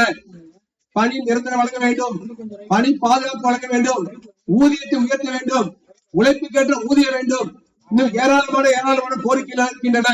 இல்லை என்று சொல்ல முடியும். தமிழ்நாடு அரசு நிறைவேற்றி வருகிறது. சில கோரிக்கைகளை ஒன்றிய அரசியம் நிறைவேற்ற வைத்து நாம் சாதனை படைத்திருக்கின்றோம். குறிப்பாக ஸ்டாலின் மருத்துவமனை மாணவர்களும், தஞ்சாவூர் மருத்துவமனை மாணவர்களும், திருவாரூர் மருத்துவமனை மாணவர்கள் என்ற போராட்டத்தின் காரணமாக, நெக்ஸ்ட் தேர்வை கொண்டு வராது என்று போராட்டத்தின் காரணமாக தற்போதைய தற்சமயம் நெக்ஸ்ட் தேர்வை நிறுத்தி வைக்கப்பட்டது. இது மருத்துவமனை போராட்டம் கிடைத்த மிகப்பெரிய வெற்றியாகும். நாடாளுமன்றத்திலே மக்களவையில் தமிழ்நாட்டைச் சேர்ந்த, சென்னையைச் சேர்ந்த தமிழச்சி தங்கமணி எம்பி அவர்கள் நாடாளுமன்றத்தில் பேசுகிற பொழுது தமிழ்நாட்டு மாணவர்கள் நெக்ஸ்ட் தேர்வு எடுத்து போராடினார்கள். நெக்ஸ்ட் தேர்வு மாநிலங்களுக்கு எதிரானது, நெக்ஸ்ட் தேர்வு பல்கலைக்கழக உண்மைகளுக்கு எதிரானது, நெக்ஸ்ட் தேர்வு ஏழை மாணவர்களுக்கு எதிரானது, நெக்ஸ்ட் தேர்வு சமூகத்துக்கு எதிரானது. தமிழகம் அதை ஏற்றுக்கொள்ளாது. எனவே நெக்ஸ்ட் தேர்வை கொண்டு வரக்கூடாது. அந்த மருத்துவ மாணவர்களுக்கு சமூக சமத்துவ டாக்டர் சங்க சார்பாக நெஞ்சார்ந்த பாராட்டுகளை, வாழ்த்துக்களை தெரிவித்துக் கொள்கிறோம். அதை போலவே தஞ்சாவூர் மருத்துவக்கல்லூரி மாணவர்கள், தஞ்சை ஒரு வீரர் தெரிந்த மண், என்னை போன்ற மருத்துவரை உருவாக்கிய மண். அந்த மருத்துவக்கல்லூரி மாணவர்களும் போராடுகிறார்கள் என்பது எங்களுக்கெல்லாம் பெருமை சேர்க்கத்தக்கது, எங்களுக்கெல்லாம் பெருமையா இருக்கிறது. எனவே எங்களுடைய வாரிசுகள் நாங்கள் படித்த கல்லூரி சென்ற மாணவர்கள் நெக்ஸ்டுக்கு எதிராக போராடினார்கள், மாநில உரிமை காப்பதற்காக போராடினார்கள், நீட்டை கொண்டு வரப்படாதற்காக போராடினார்கள், என்எம்சி ரத்து செய்ய வேண்டும், என்எம்சி திரும்ப பெற வேண்டும் என்பதற்காக போராடி சொன்னால் அது மிகப்பெரிய வரலாற்று சாதனை. தஞ்சை மருத்துவமனை மாணவர்களுக்கும் மனமார்ந்த வாழ்த்துக்களையும் பாராட்டுகளையும் தெரிவித்துக் கொள்கிறோம். அதே போல திருவாரூர் மருத்துவக் கல்லூரி மாணவர்கள், தேனி மருத்துவக் கல்லூரி மாணவர்கள் நெக்ஸ்ட் டே எடுத்து போராட்டம் செய்தார்கள். திருவாரூர் மருத்துவக் கல்லூரி மாணவர்கள் தொடர்ந்து அவர்கள் நெக்ஸ்ட் டே எதிராக போராடினார்கள். அதே போலவே மருத்துவமனை பாதிக்கப்பட்டால் தைரியமாக துணிச்சலாக நிர்வாகத்தில் யாரும் கூட அதை பற்றி கவலைப்படாமல் இங்கே வந்திருக்கிறார்கள் பொறுப்பேற்பட்ட மாணவர்கள். அதே போல நம்முடைய ஏராளமான மாணவர்கள் வந்திருக்கிறாங்க. கார்த்திகை வந்திருக்கின்றார். எதை பற்றி கவலைப்படாமல் துணிச்சலாக போராடக்கூடிய மாணவர்கள் திருவாரூர் மருத்துவமனை மாணவர்கள். பாராட்டுகளை நன்றியை தெரிவித்துக் கொள்கிறோம். ஏனைய மருத்துவமனை மாணவர்கள் போராடவில்லை. கடந்த காலத்துல கட்டாய கிராமப்புற சேவை திட்டத்தை இந்தியா முழுவதும் நடைமுறைப்படுத்துவோம். ஓராண்டு காலம் பயிற்சி மட்டத்தை முடித்த பிறகு 4 மாதத்திற்கு பிரைமரி ஹெல்த் வேலை செய்யலாம். 4 மாசம் 4 மாதம் மாவட்ட மருத்துவர்கள் வேலை செய்ய வேண்டும். உங்களுக்கு 8000 ரூபாய் ஊதியம். அந்த ஓராண்டு காலம் சேவை செய்த பிறகு வீட்டுக்கு சென்று விட வேண்டும். ஒரு நாள் கூட பணி நீட்டிப்பு செய்ய முடியாது சொல்லி ஒரு மோசமான இளம் மருத்துவரைய வேலைவாய்ப்பை பறிக்கின்ற திட்டத்தை ஒன்றிய அரசு கொண்டு வந்து தமிழ்நாட்டில் அனைத்து மருத்துவ மாணவர்களும் 22 நாள் வீரம் செய்த போராட்டத்தை நடத்தினார்கள். அவர்கள் நடத்திய போராட்டத்தின் காரணமாக அந்த கட்டாய கிராமப்புற சேவை திட்டம் தமிழ்நாட்டில் வரவில்லை. அன்றைக்கு இருந்த முதலமைச்சர் மாண்புமிகு நம்முடைய கலைஞர்கள் தமிழ்நாட்டில் கட்டாய கிராமப்புற சேவையை நடைமுறைப்படுத்த மாட்டோம் என்று சொல்லி பேச்சுவார்த்தை மாணவர்களை அவர் அழைத்து பேசினார். அந்த பேச்சுவார்த்தை கலந்துள்ள ரமேஷ் இருக்கின்றார், வரப்பிரசாத் இருக்கின்றார், நாச்சியப்பன் இருக்கின்றார், காமராஜர் இருக்கின்றார், ஏராளமான மருத்துவர்கள் இருக்கின்றார்கள். அந்த அரைக்கால் சண்டை போட்ட பையன்கள் ஹாஸ்டல்ல போய் பேசுறப்ப அரைக்கால் சண்டை போட்டுக் கொண்டு டிவியில இருப்பாங்க. கட்டாய கிராமப்புற சேவை கூட என்று சொல்லும்போது அன்றை கூர்ந்து கவனித்து போராட்டத்தில் எடுத்தாங்க. குழந்தை அவர் வந்திருக்காங்க. ரொம்ப சந்தோஷமா இருக்கு, பல சந்தோஷமா இருக்கு. ஆனாலும் கூட வீரம் சிறந்த போராட்டத்தை நடத்தி தமிழ்நாட்டில் கட்டாய கிராமப்புற சேவை நடைமுறைப்படுத்தவில்லை. கட்டாய கிராமப்புற சேவை தமிழ்நாட்டில் நடைமுறைப்படுத்தாத காரணமாக 2007 பிறகு தமிழ்நாட்டில் 15,000 இளம் மருத்துவர்கள் அரசு வேலைவாய்ப்பை பெற்றிருக்கிறார்கள். அந்த திட்டம் நடைமுறைப்படுத்தப்பட்டிருந்தால் தமிழ்நாட்டில் 15,000 பேருக்கு அரசு வேலைவாய்ப்பு கிடைத்திருக்காது. அந்த மகத்தான சாதனை செய்வது தமிழ்நாட்டு மருத்துவ மாணவர்கள், தமிழ்நாட்டு மருத்துவ மாணவர் சங்கம், சமூக சமத்துவ டாக்டர் சங்கம், வேறு சில சங்கங்கள் சொன்னாங்க கட்டாய போடுங்க, சம்பளத்தை கூட்டி கொடுத்தாங்க. 8,000 ஒரு கிராமப்புற டிவி வச்சு கொடுங்க, கம்ப்யூட்டர் வச்சு கொடுங்க, எல்லாம் செஞ்சு கொடுங்க என்று சொன்னார்கள். ஆனால் சமூக சமத்துவ டாக்டர் சங்கமும் தமிழ்நாடு மருத்துவ சங்கம் தான் அந்த சாம்பசிவராவ் கமிட்டி சென்னை கொண்ட பொழுது இந்த திட்டத்தை கூடவே கூடாது, நடைமுறைப்படுத்தவே கூடாது, ஏற்றுக்கொள்ள முடியாது, இதற்காக எந்தளவுக்கும் போராட தயார் சொல்லி சாம்பசிவராவ் கமிட்டியை அறிவித்தார்கள். அதன் காரணமாக நாடு முழுவதும் கூட அந்த திட்டம் நிறுத்தப்பட்டதெல்லாம் மறந்துவிட முடியாது. அப்படிப்பட்ட மகத்தான சாதனை செய்த போராளிகள் தான் தமிழ்நாட்டு மருத்துவக் கல்லூரி மாணவர்கள் என்பதை நீங்கள் புரிந்து கொள்ள வேண்டும். கடந்த காலத்துல அந்த மாணவர் செய்த தியாகத்தின் பலனை இன்றைய மருத்துவக் கல்லூரி மாணவர்கள் அனுபவித்துக் கொண்டிருக்கின்றனர். எந்த கல்லூரி முதல்வர் போராடவில்லை, எந்த வைஸ் பிரின்சிபல் போராடவில்லை, எந்த பேராசிரியர் போராடவில்லை. போராட்டங்கள் நடத்தி சாதனையை படைத்தது தமிழ்நாடு மருத்துவ மாணவர் சங்கமும் சமூக சமத்துவ டாக்டர் சங்கம். என்ன சாதனை படைத்தார்கள் நீங்கள் தெரிந்து கொள்ள வேண்டும். என்ன செய்தார்கள்? மிக மோசமான திட்டங்களை நடைமுறைப்படுத்தினார்கள். 50% மதிப்பெண் என்று சொல்லி அறிவித்தார்கள். எனவே என்னாச்சு? 60% மேற்பட்ட மாணவர்கள் தேர்ச்சி பெற்றார்கள். 60% மாணவர்கள் தேர்ச்சி பெற்றார்கள். 40% மேல தோல்வி பெற்றார்கள். அந்த வீர சிறந்த போராட்டத்தை நடத்தியதன் காரணமாக அந்த உத்தரவு ரத்து செய்யப்பட்டது. அனாட்டமி பிசியாலஜி எல்லா படிப்புலையும் பார்ட் 1ல 45, பார்ட் 2ல 55 கூட இரண்டையும் சேர்த்து 50% பாஸ் என்று யூனிவர்சிட்டி அறிவித்தது. அதை காரணமா இருப்பவர் காமராஜ் பிரசாத் காமராஜ். நம்முடைய எம்ஜிஆர் மருத்துவ பல்கலைக்கழக மிகப்பெரிய முற்றுகை போராட்டம் 2000 மருத்துவமனை திரண்டு அந்த பல்கலைக்கழகத்தை முற்றுகையிட்டார்கள். அதன் காரணமாக அதை ரத்து செய்வது மறக்க முடியாது. அதே போல எம்பிபிஎஸ் படிக்கக்கூடிய 1ஆம் ஆண்டு மாணவர்களை தெரிந்து கொள்ள வேண்டும்.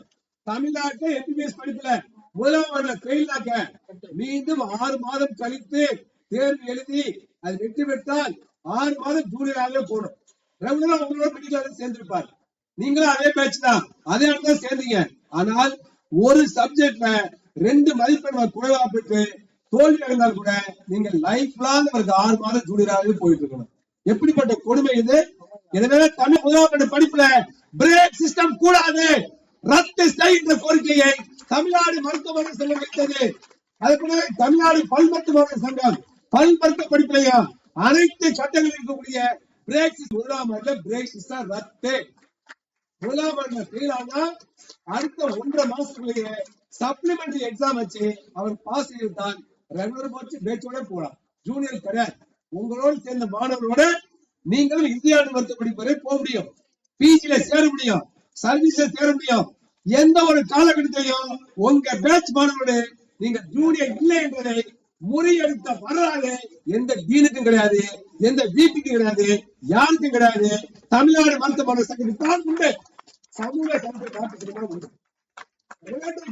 பார்க்கிறோம். நாளைக்கு டெஸ்டா பல மருத்துவர்கள் எதுக்காக டெஸ்ட் எடுத்தீங்க? யூனிவர்சிட்டி எக்ஸாம் வந்துருச்சா? சில பேர் சொல்றாங்க யூனிவர்சிட்டி எக்ஸாம் வந்துருச்சு, மாணவர்கள் படிக்கும். யூனிவர்சிட்டி எக்ஸாமே ரத்து பண்ண போகுது. பேராசிரியர் தெரியாதா? யூனிவர்சிட்டி எக்ஸாமே ரத்து பண்ண நெக்ஸ்ட் தேர்வு வருது.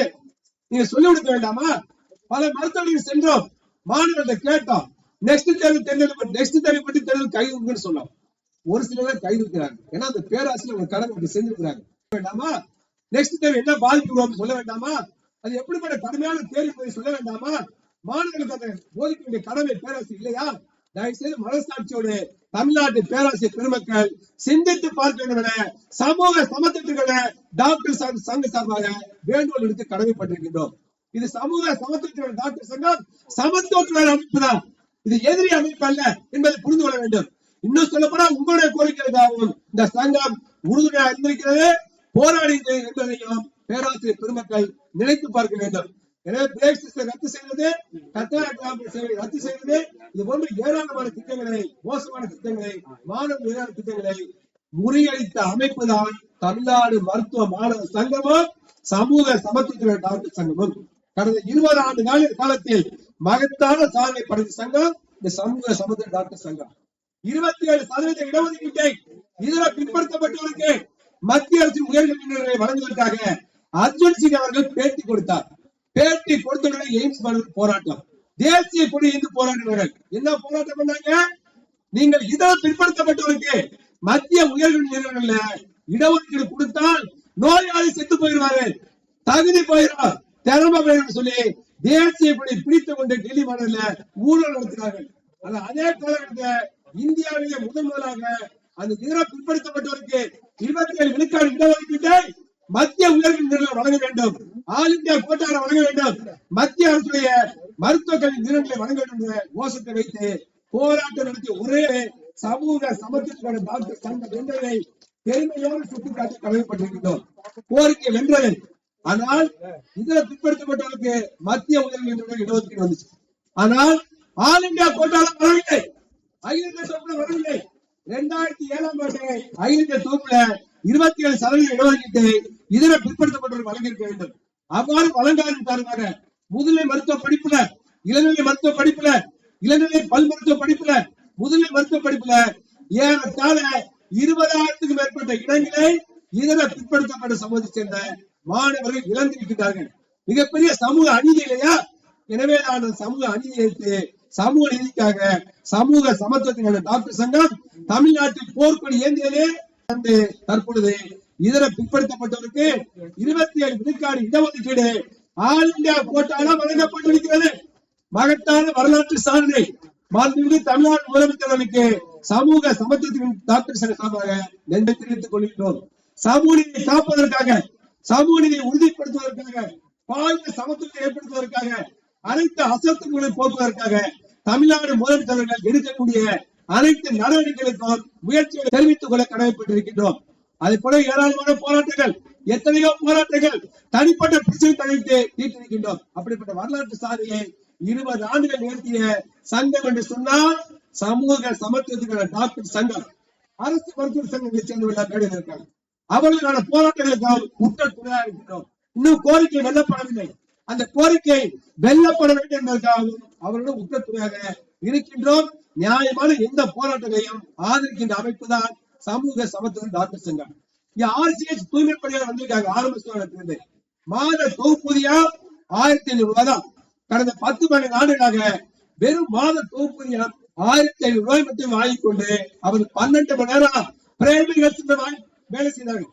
எப்படிப்பட்ட சமூக அநீதி!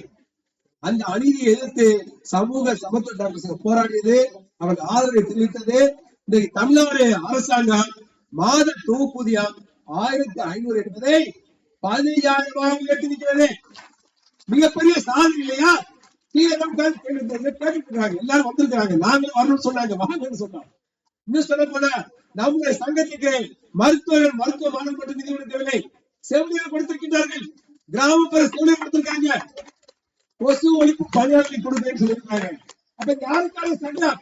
பாட்டாளர்களுக்கான சங்கம், ஏழைகளுக்கான சங்கம், உழைக்கும் மக்களுக்கான சங்கம் தான் சமூக சமத்துவத்துக்கான டாக்டர் சங்கம். நமக்கு அதான நிதி கொடுக்கவில்லை, அம்பானி கொடுக்கவில்லை. நாம் 20,000 30,000 சொல்லிட்டு கணவன் மனைவி போட்டி போட்டு முடிக்கிறாங்க. மனசெல்லாம் மகிழ்ச்சி, மனசெல்லாம் மகாது. அந்த வகையில மிகப்பெரிய ஒரு சந்தோஷத்தை அது கொடுத்தது. அப்படி இருக்கின்ற பொழுது நாம் பல்வேறு பிரச்சனைக்காக போராடினோம். அதை போலவே மிக முக்கியமாக இருக்கக்கூடாது என்பதற்காக 2015ஆம் ஆண்டு சென்னை உயர்நீதிமன்ற வழக்கு தொடர்ந்து அந்த வழக்கில் சென்னை உயர்நீதிமன்றம் மிக சிறந்த வரலாற்று சிறப்புமிக்க தீர்ப்பை வழங்கியிருக்கின்றது.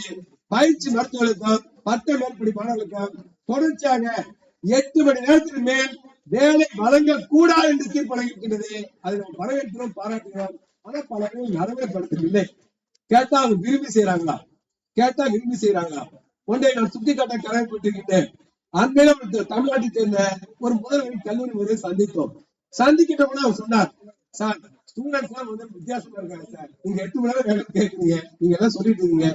நான் வந்து டீனு ஒரு ஐசியில போயிட்டு ஒரு சொல்லி கொடுக்கலாம் போறேன், போட்டு ஒரு சிஆர்ஐ பொண்ணு சொல்லுது சார், ஒரு சிஆர் ஒரு ஹவுஸ் பொண்ணு சொல்லுது சார், சார் நீங்க கிளாஸ் எடுக்கிறீங்கல்ல அது ஒரு 8 மணி நேரத்துக்கு வருதா சார், இல்ல 8 மணிக்கு அதிகமா போகும் சார் கேட்கணும் சார். இந்த தைரியத்தை துணிச்சலை பயிற்சி மருத்துவர்களுக்கு கொடுத்த அமைப்பு என்று சொன்னால் சமூக சமூக டாக்டர் சங்கம் தான்.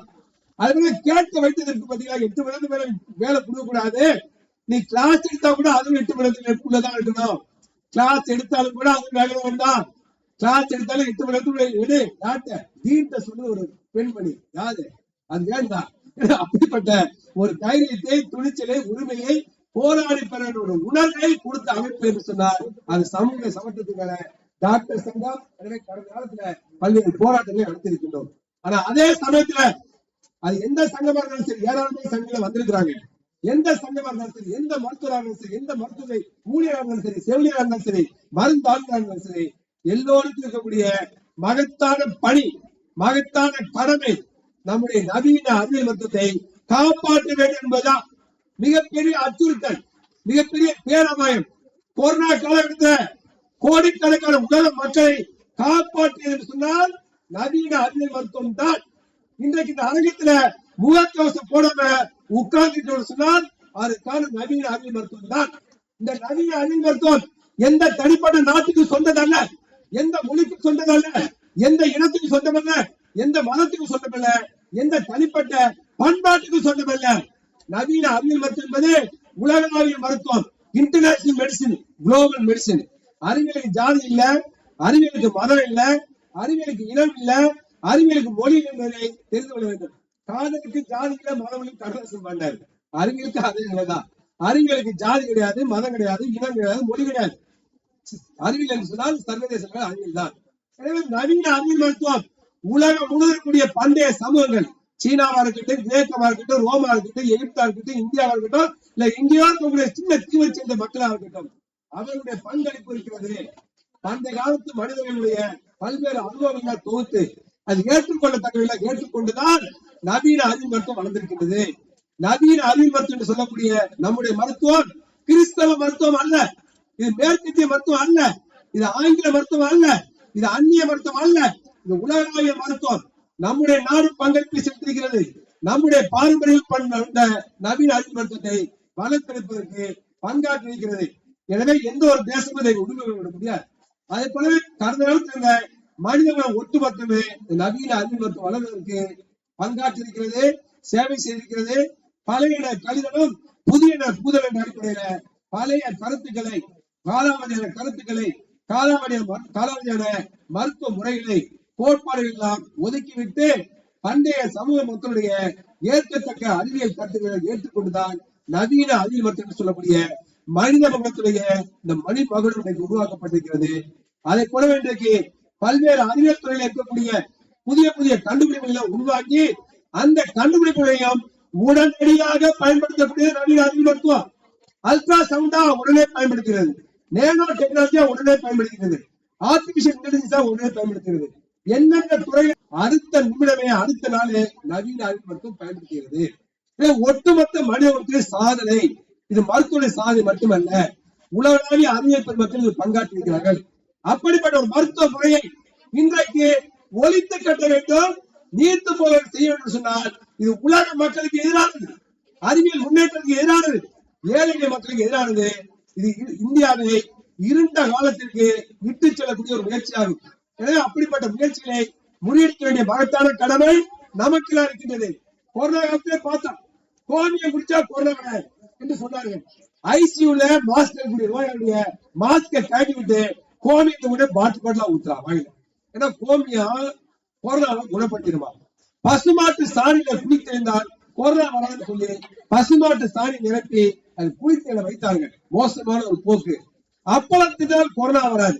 அதே போல இந்த சமஸ்கிருதத்தை பேசுற சர்க்கரை நோய் வராது என்று சொல்லி ஏராளமான கட்டுக்கதைகள், ஏராளமான ஊட நம்பிக்கை எல்லாம் பரப்பக்கூடிய கொரோனா தீப்பந்தத்தை ஏற்றிட்டு ஓடினா கொரோனா ஓடி போயிடும் சொல்லி நாடு முழுவதும் ஓடிய காட்டிய தொலைக்காட்சியை பார்த்து வேதனைப்பட்டோம். தீப்பந்தத்தை ஏற்றி கொரோனா கோனா கொரோனா போயிருமா நான் கேட்கிறேன். நம்முடைய ஆட்சியாளர் சொல்ல வேண்டும், மத்திய அரசு சொல்ல வேண்டும். எப்படிப்பட்ட திசைப்பு முயற்சி? கொரோனாவை விரட்டியது தடுப்பூசினால் கொரோனாவை விரட்டிடும், தடுப்பூசினால் கொரோனா காப்பாற்றுகிறார். இந்த மாற்றம் புரிந்து கொள்ள வேண்டாமா? அதெல்லாம் விட்டுவிட்டு நாங்கள் இன்டகிரேட்டட் மெடிசன் கொண்டு வர சொன்னாங்க, காமன் பவுண்டேஷன் கோர்ஸ் கொண்டு வர சொன்னாங்க, கம்பைன்ட் பவுண்டேஷன் கோர்ஸ் கொண்டு வர சொன்னாங்க. 2030 ஒரே தேசம் ஒரே மருத்துவரை சொன்னாங்க. இது எல்லாமே அறிவியலுக்கு புறம்பானது, அறிவியலுக்கு எதிரானது என்பதை சுட்டிக்காட்ட கடமைப்பட்டிருக்கிறோம். மத்திய ஆட்சியாளர் சொல்லிக்கொள்ள கடமைப்பட்டிருக்கிறோம். அதே இன்டகிரேட்டட் மெடிக்கல் எதை இன்டகிரேட் பண்றீங்க? இன்றைக்கே நவீன அறிவியல் மருத்துவம் என்பது இன்டகிரேட்டட் மெடிசின் தான். இதுல எல்லாரும் எதா இருக்கு? பயோகெமிஸ்ட்ரி இல்லையா, வேதியியல் இல்லையா, இயற்பியல் இல்லையா, கணிதம் இல்லையா, என்ன இல்ல? எல்லா விதமான அறிவியல் துறையில் இருக்கக்கூடியதெல்லாம் இன்டகிரேட் பண்ணிதான் நவீன அறிவியல் மருத்துவம் வந்திருக்கிறது. இன்றைக்கு தனியான அறிவியல் துறை இல்லை. எல்லா துறையிலும் காலப்போக்கில் அறிவியல் துறை வளர்ச்சினால எல்லாம் ஒருங்கிணைக்கக்கூடிய நிலையை பார்க்கின்றோம், எல்லாம் ஒருங்கிணைந்து செயல்படுகின்றன. ஆனால் இவர்கள் சொல்லக்கூடிய இன்டகிரேட்டட் மெடிசன் என்பதை ஏற்றுக்கொள்ள முடியாது. இன்டகிரேஷன் பேர்ல 2000 ஆண்டுகளுக்கு முன்னிருந்த மருத்துவரை திணித்தால் அதை ஏற்றுக்கொள்ள முடியாது, முறியடிக்க வேண்டிய பொறுப்பு இருக்கு. பண்டைய காலத்துல வாழ்ந்த மக்கள் எல்லாம் முட்டாள் என்று சொல்லவில்லை, அவருடைய பங்களிப்பு நவீன அறிவியல் இருக்கு. ஆனா அதே சமயத்துல அவர்கள் பயன்படுத்திய மருத்துவரை அப்படியே பயன்படுத்த முடியுமா? சென்ற ஆண்டு செல்போன் பயன்படுத்தல, புதிய புதிய செல்போன் வரப்ப நியூ டெக்னாலஜி புதிய செல்போன் போயிட்டு இருக்கிறோம். அப்படி இருக்கின்ற பொழுது 2000 ஆண்டுகளுக்கு முன்பு இருந்த மருத்துவமுறை, கருவி இல்லாத ஒரு காலத்தில் இருந்த மருத்துவமுறையை இப்ப நம்ம ஏற்றுக்கொள்ள முடியுமா? அதனால சொல்றாங்க, காய்ச்சல் அந்த நோயாளி பெட்ல படுக்க வச்சுட்டு அந்த காய்ச்சல் நோயாளிக்கு அடியில கட்டில ஒரு தவளைய கட்டி வச்சுட்டா அந்த காய்ச்சல் தான். அப்ப வேத கால மருத்துவம் சொல்றீங்கள, அதை அப்படியே ஏற்றுக்கொள்ள முடியுமா? கொரோனா காய்ச்சல் பெட்ல படுக்க வச்சுட்டு தவளைதான் கட்டி வச்சாங்க, கொரோனா சரியா இருக்குமா? கேட்க விரும்புகின்றோம். எனவே இன்றைக்கு இப்படிப்பட்ட மருத்துவர்கள் எல்லாம் நீங்கள் இணைக்க முடியாது. அது போல பல்வேறு கருத்துக்கள். இன்னைக்கு டாக்டர் சாந்தி பேசுற சொன்னாங்க, பசுமாட்டை தடை கொடுத்தா பிபி குறைஞ்சிடும், பசுமாட்டை தடை கொடுத்தா சர்க்கரை நோய் குறைஞ்சிடும் சொல்லிட்டு ஒரு பிரச்சாரம் எம்பிக்களே சொல்றாங்க, மினிஸ்டரே சொல்றாங்க. அப்ப மருத்துவ கடவுள் வேண்டாம், மாட்டு துணுவம் போதும், எல்லாருமே பசுமாட்டை கட்டி போடுறீங்க, எல்லா நோயாளியும் கூட்டு போங்க. பசுமாட்டுக்கு தடை கொடுத்தா பிபி குறைஞ்சிடும், சர்க்கரை நோய் சரியாயிருந்தாக்க இனிமே மருத்துவமனை தேவையில்லை, மருத்துவமனையில இழுத்து பூட்டிடலாம். பசுமாட்டை பெருக்கி பசுமாட்டை கட்டி போட்டு எல்லா நோய்களும் வாப்பா பசுமாட்டை தடை கொடுப்பா உன் பிபி சரியா சொன்னா எவ்வாறு ஏற்றுக்கொள்ள முடியும்? இந்த மூட நம்பிக்கையை முன்னெடுக்க வேண்டாமா? மூட நம்பிக்கையிலே அதிகமாக தங்களுடைய அன்றாட வாழ்க்கையில் எதிர்கொள்ளக்கூடியவர்கள் மருத்துவர்கள், செவிலியர்கள், மக்களோட மூட நம்பிக்கையோட மக்கள் வர்றாங்க. உடனே நோய் வந்தா கிராமத்துல எங்க போறாங்க? கோயிலுக்கு போறாங்க, மசூதிக்கு போறாங்க, சர்ச்சுக்கு போறாங்க. இன்றைக்கு நடந்துகிறது. அதெல்லாம் முடிஞ்சவர்கள் தான் மருத்துவத்துக்கு வராங்க. மருத்துவம் இந்த நோய் சிகிச்சை நடக்கிறத பாத்துனாங்க, அவங்க நினைக்கிற குணம் இல்லைங்க, உடனே சர்ச்சுக்கு போறாங்க, கோயிலுக்கு போறாங்க. போங்க, வேண்டாம்னு சொல்ல, ஆனாலும் மருத்துவமனைக்கு வர்றாங்க. ஏன்னா இப்படிப்பட்ட ஒரு மூட நம்பிக்கையெல்லாம் ஒழிக்கின்ற ஒரு அமைப்பாக நாம் இருக்கின்றோம். இத்தகைய போக்குகளை மாற்ற வேண்டிய அவசியம் இருக்கின்றது. சொந்த வாழ்க்கையில தினந்தோறும் மூட நம்பிக்கையை எதிர்த்து போராடக்கூடிய போராளிகள் தான் ஒவ்வொரு மருத்துவராக இருக்கின்றோம். ஏன்னா மூட நம்பிக்கையில மருத்துவ இயல்பாக ஆதரிக்க முடியாது. நாம் படித்த படிப்பை நாம் நோயாளிகளுக்கு அதை அப்ளை செய்து சிகிச்சை பண்ணிக்கிற பொழுது மூட நம்பிக்கை தலைமையானால் நாம் எதிர்த்து போராட வேண்டிய அவசியம் இருக்கு. சொந்த வாழ்க்கையில் பல விஷயங்களை பார்த்துருக்கிறோம். தஞ்சாவூர் மருத்துவமனை படித்த பொழுது என்னோடு படித்த ஒரு செவிலியர் பெண்மணி, அவங்க அவங்களுடைய சகோதரி, அவர்கள் நான் ஒருத்தராக கிளினிக் வச்சிருந்தேன். அங்க அனுப்புறேன் நாய் இருக்கு. நாயில பெரிய நாயில ஒரு குட்டி லாரி டிரைவர் குட்டி நாய் டீ கடையில் டீ சாப்பிடுறப்ப அது கடிச்சது. உடனே அடுத்த நாள் சாப்பிட்டு போய் தடுப்பூசி போட்டுருந்தேன். அவர் வர்ற உடனே கேட்கிறேன், என்ன வேணும்? இல்ல சார், குட்டி நோய் நாயி லேசா பிராண்டிருச்சு அப்படின்னு சொன்னார். இல்லங்க, அப்படி இருந்தாலும் தடுப்பூசி போடணுங்க. என்ன நாய் தெரியாது, வெறி நோய் குட்டி நாய் கூட வரலாம், ஏற்கனவே புண்ணு நக்கினா கூட வரலாம், அதெல்லாம் அவசியம் தடுப்பூசி போடணும்னு சொன்னார். அவர் கேட்கவில்லை, போய்விட்டார். அப்புறம் என்ன செஞ்சாரு தெரியாது. அது கூட பாத்தீங்கன்னா 15 நாள் கழிச்சு அவர் ஹைட்ரோபோபியா இறந்து போயிட்டார். ரேபிஸ் இறந்து போயிட்டார். எப்படிப்பட்ட மோசமா நீராரம் வாங்கி எந்த நாய் கடிச்சதோ அவங்க வீட்டுல நீராரத்தை வாங்கி குடிச்சா அந்த வெறி நோய் வரான்னு சொல்லிட்டு நீராரத்தை வாங்கி குடிச்சு இருந்தாங்க. எப்படிப்பட்ட மூட நம்பிக்கை! அதே மாதிரி இன்னொரு முக்கியமான சம்பவம் சொல்லுவேன். தஞ்சாவூர் மருத்துவமனை படிக்கின்ற பொழுது என்னோட ஜூனியர் ஒருத்தர் சவுந்தரராஜோட தெரியலாம், பாம்பு கடிச்சது ஒரு கிராமத்துல இருந்தாங்க. கிராமத்து மாணவர் பாம்பு கடித்து விட்டது. ஆனா பாம்பு கடித்தவரை உடனே தஞ்சாவூர் மருத்துவமனை கொண்டு வந்தா காப்பாற்றி இருக்கலாம். அதை விட்டுட்டு அவருடைய பெற்றோரும் உற்றார் உறவினர்கள் சேர்ந்து அவர் மந்திரம் அடிக்க கூட்டு போயிட்டாங்க. வேப்ப மர இலையை வச்சுட்டு நைட்டு ஃபுல்லா மந்திரம் அடிச்சு காலையில கொண்டு வராங்க. அவருக்கு வந்தவுடனே இறந்து போயிட்டார். எப்படிப்பட்ட மோசமான நிலைமை! நவீன அறிவு மட்டும்தான் அவர் படிச்சார், மருத்துவமனையில படித்தார். ஆனா அவரால் அது மீற முடியவில்லை. அவர் ஒரு சிறை கைதி மாதிரி மாற்றி விட்டார்கள். அவர் மந்திரவாதிகள் கொண்டு போய் மந்திரிக்க சொல்லி பாம்புகளுக்கு சிகிச்சை அளிக்க முடியும், காப்பாற்ற முடியும் என்ற நிலை இருந்து கூட அந்த மாணவனை இழந்து விட்டதை கண்முன்னாலே பார்த்தோம். இப்படி மூட நம்பிக்கைகள், தப்பான எண்ணங்கள், தவறான சிகிச்சை முறைகளால் தினந்தோறும் நம்முடைய வாழ்க்கையிலே அன்றாடம் நாம் எதிர்கொள்ளக்கூடிய ஒரு போக்கா இருக்கிறது. எனவே அந்த வகையில எந்த வகையில ஏற்றுக்கொள்ள முடியாது. நவீன அறிவு மட்டத்தை காப்பாற்ற வேண்டும், பாதுகாக்க வேண்டும். அதற்காக இந்த மாநாட்டை நாம் நடத்தி கொண்டிருக்கின்றோம். எனவே அரசு சொல்லக்கூடிய இன்டெகிரேட்டிவ் மெடிசன் பேர்ல பழங்கால மருத்துவமனை இணைக்க பாக்குறாங்க, ஆயுஷ் மருத்துவ படிப்பை இணைக்க பாக்குறாங்க, ஆயுர்வேதா, யுனானி, சித்தா, ஹோமியோபதி இணைக்க பாக்குறாங்க. காஃபியை டீயை கூட கலந்து பிடிக்க மாட்டாங்க. அப்படி இருக்கிற பொழுது காலாவதியான மருத்துவமனைகளையும் நிறுவனமான மருத்துவமனைகளையும் எவ்வாறு கொண்டு கலப்பது? இந்த ஹோமியோபதி மருத்துவமனை என்பது ஒரு போலி மருத்துவமனை சொல்லி வெங்கட்ராமன் ராமகிருஷ்ணன் விஞ்ஞானி கூறிவிட்டார். பல்வேறு நாளில் ஹோமியோபதி தடை செய்யப்பட்டது. அதனுடைய கோட்பாடு நம்முடைய கோட்பாட்டுக்கு எதிரானது. அவ்வாறு இருக்கின்ற பொழுது நாம் அதை எவ்வாறு நம்மோடு இணைப்பது? ஒரு மருந்து பொருளை டைல்யூட் பண்ண வீரியம் அதிகமானு சொன்னாக்க அதை நவீன அறிவு மட்டும் ஏற்றுக்கொள்ள முடியாது, வேதி இல்லை ஏற்றுக்கொள்ள முடியாது. பால்ல தண்ணியில கலந்து ஒரு கப் பால்ல 10 லிட்டர் தண்ணியை கலந்தா வீரியமாக சொல்லி குழந்தைகள் பால் கொடுக்க முடியுமா? அப்படிப்பட்ட கோட்பாடு, அதை எப்படி நம்மோடு இணைக்க முடியும்? எனவே காலாவதியான மற்ற மருத்துவமனைகளை, அறிவியலுக்கு புறமான மருத்துவமனைகளை நவீன அறிவியல் மருத்துவத்துல இணைக்க முடியாது. அது மக்களுக்கு எதிரானது. நீங்க இன்டெகிரேட் பண்ற என்பதும் என்னவென்று சொன்னால், சிவகாசி பட்டாசு தொழிலாளியும் இஸ்ரோ சயின்டிஸ்ட் ஒன்னா சேர்ந்து ராக்கெட் எப்படி சொல்ற மாதிரி அதை எவ்வாறு ஏற்றுக்கொள்ள முடியும்? டால்டனுடைய அணுக்கொள்ளை அதிலேயே புழக்கப்படுன்னு சொன்னாங்க. டால்டனுடைய அணுக்கொள்ளையும் நியூக்ளியர் பார்ட்டிகிள்ஸ் ஆராயக்கூடிய விஞ்ஞானி ஒன்றா சேர்ந்து நீங்க அணு ஆராய்ச்சி சொல்ற மாதிரி. எனவே அவற்றை ஏற்றுக்கொள்ள முடியாது. எனவே மத்திய அரசாங்கம், ஒன்றிய அரசாங்கம் அதை முழுமையாக திரும்ப பெற வேண்டும் என கேட்டுக்கொள்கிறோம். நெக்ஸ்ட் கேர் என்பது மாணவர்களின் நலனுக்கு எதிரானது. அது இறுதியாண்டு மருத்துவ படிப்பை கடினமாக மாற்றுகிறது. இறுதியாண்டு மருத்துவ படிப்புல மருத்துவ மாணவர்கள் இப்பொழுது மெடிசின், சர்ஜரி, ஓஜி, பீடியாட்ரிக்ஸ் சொல்லக்கூடிய 4 சப்ஜெக்ட்ல தேர்வு எழுதுறாங்க. அந்த தேர்வுல வெற்றி பெற்றால் போதும். ஏதாச்சும் ஒரு சப்ஜெக்ட் ஃபெயில் ஆனா 21 சப்ஜெக்ட்ல அவங்க அப்ஜெக்டிவ் டைம்ல கேள்விக்கு பதில் எழுதணும். மிகப்பெரிய கடினமான தேர்வாக இறுதியாண்டு மருத்துவ படிப்பு தேர்வு மாற்றப்படுகிறது. அதே போலவே அந்த தேர்வு முதுநிலை மருத்துவ நுழைவுத் தேர்வாக மாற்றப்படுகின்ற பொழுது அதுவும் கடினமாகிறது. 3.5 மணி நேரம் எழுதக்கூடிய நீட் பிஜி எக்ஸாம் அவர்கள் 6 தேர்வாக 3 நாட்களுக்கு நெக்ஸ்ட் தேர்வு மூலமாக மாற்றுகிறார்கள். எனவே மருத்துவ படிப்பு படிக்கக்கூடிய மாணவர்களுக்கு இறுதியாண்டு மருத்துவ படிப்பையும் நெக்ஸ்ட் தேர்வு கடினமாக மாற்றுகிறது. அதே போலவே முதுநிலை மருத்துவ படிப்பு படிப்பதற்கான நுழைவுத் தேர்வு தமிழ்நாடு முதலமைச்சர் அவர்கள் நெக்ஸ்ட் தேர்வு கொள்கை தன்னுடைய மருத்துவத்துறையில பணியாளர்கள் நியமிக்கின்ற கடமை பொறுப்பு மாநில அரசுக்கு இருக்கிறது.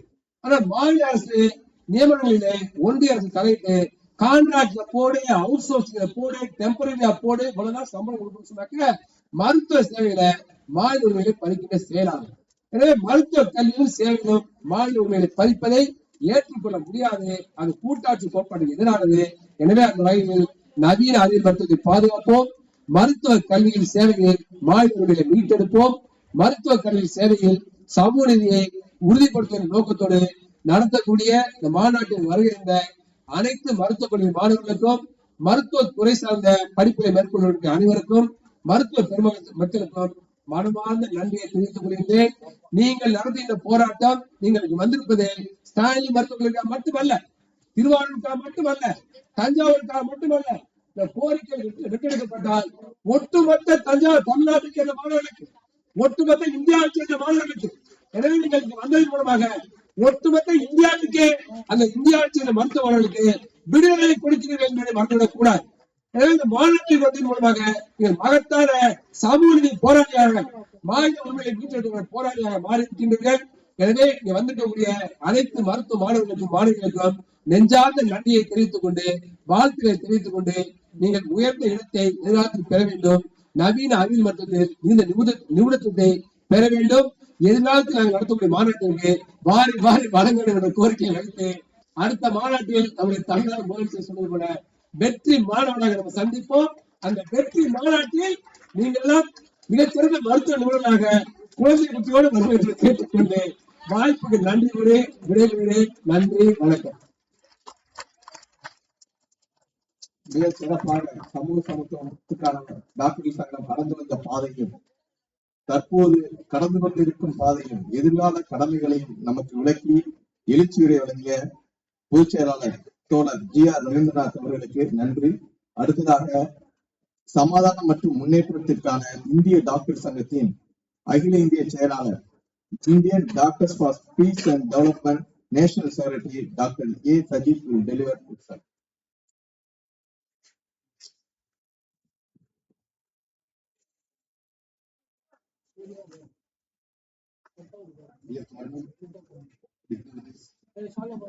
Delegates.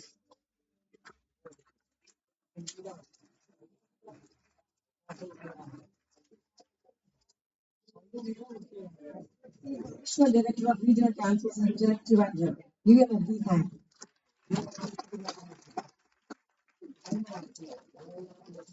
So it is almost good afternoon, and I can understand Tamil very nicely because I watch Tamil films from my childhood days itself. But I'm not so confident in speaking Tamil. Only that's the problem. But hearing Dr. Ravindranath's speech, I really see in him a Tamil film hero speaking rights with no compromise. So I will keep my speech very short.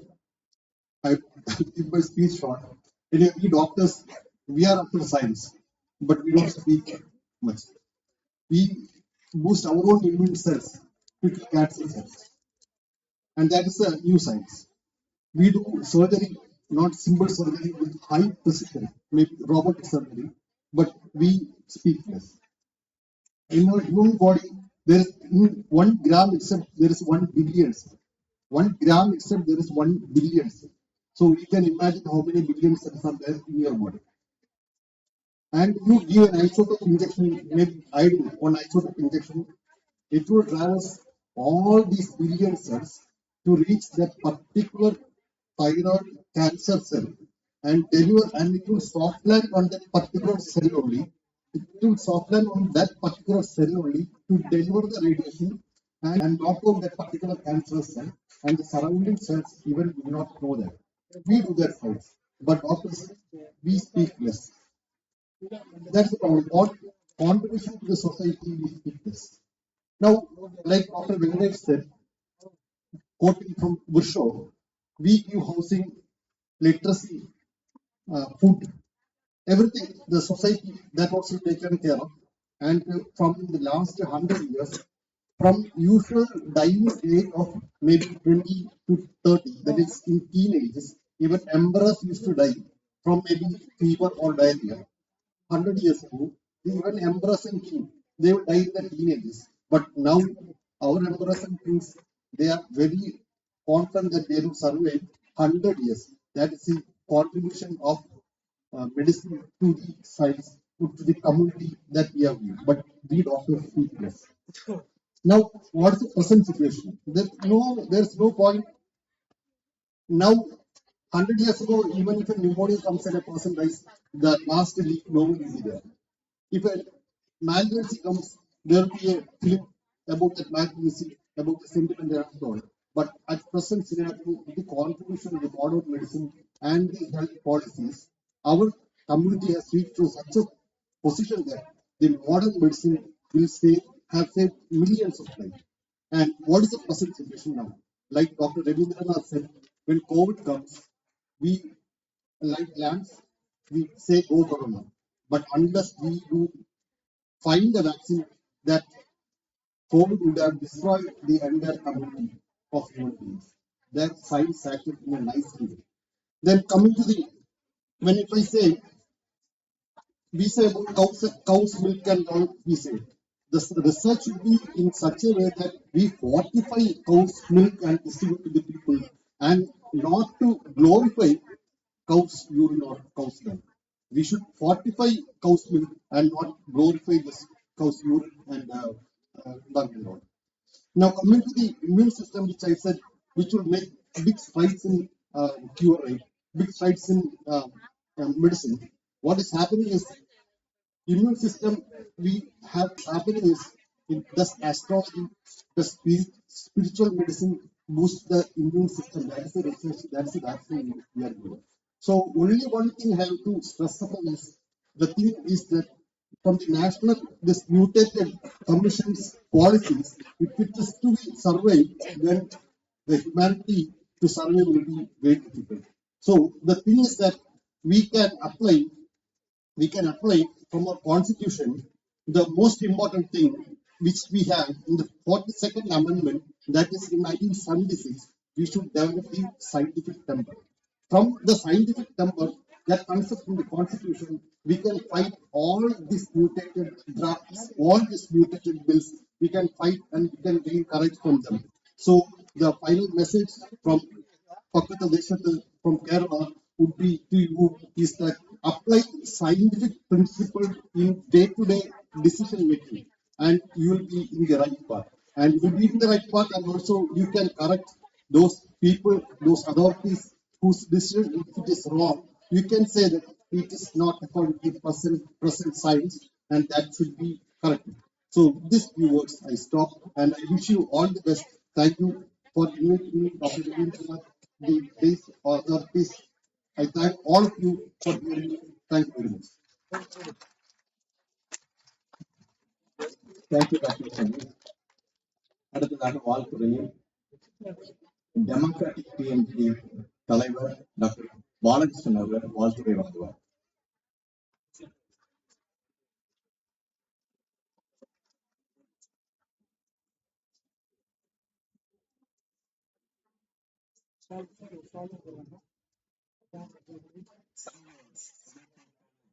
சங்கத்தின் 4வது மாநில மாநாடு மற்றும் 20ஆம் ஆண்டு தொடக்க விழா மற்றும் TNMSA and Tamil Nadu dental surgeons association நடத்தும் கருத்தரங்கத்தை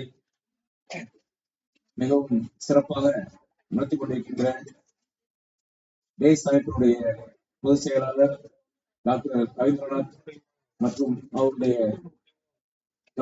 அமைப்பினுடைய தலைவர் டாக்டர் சுந்தரேசன் மற்றும் அந்த அன்பை சேர்ந்த அனைத்து உறுப்பினருக்கும் முதலில் இந்த வெற்றிகரமான மாநாட்டை நடத்துவதற்கு வாழ்த்துக்களை கூறிக்கொண்டு,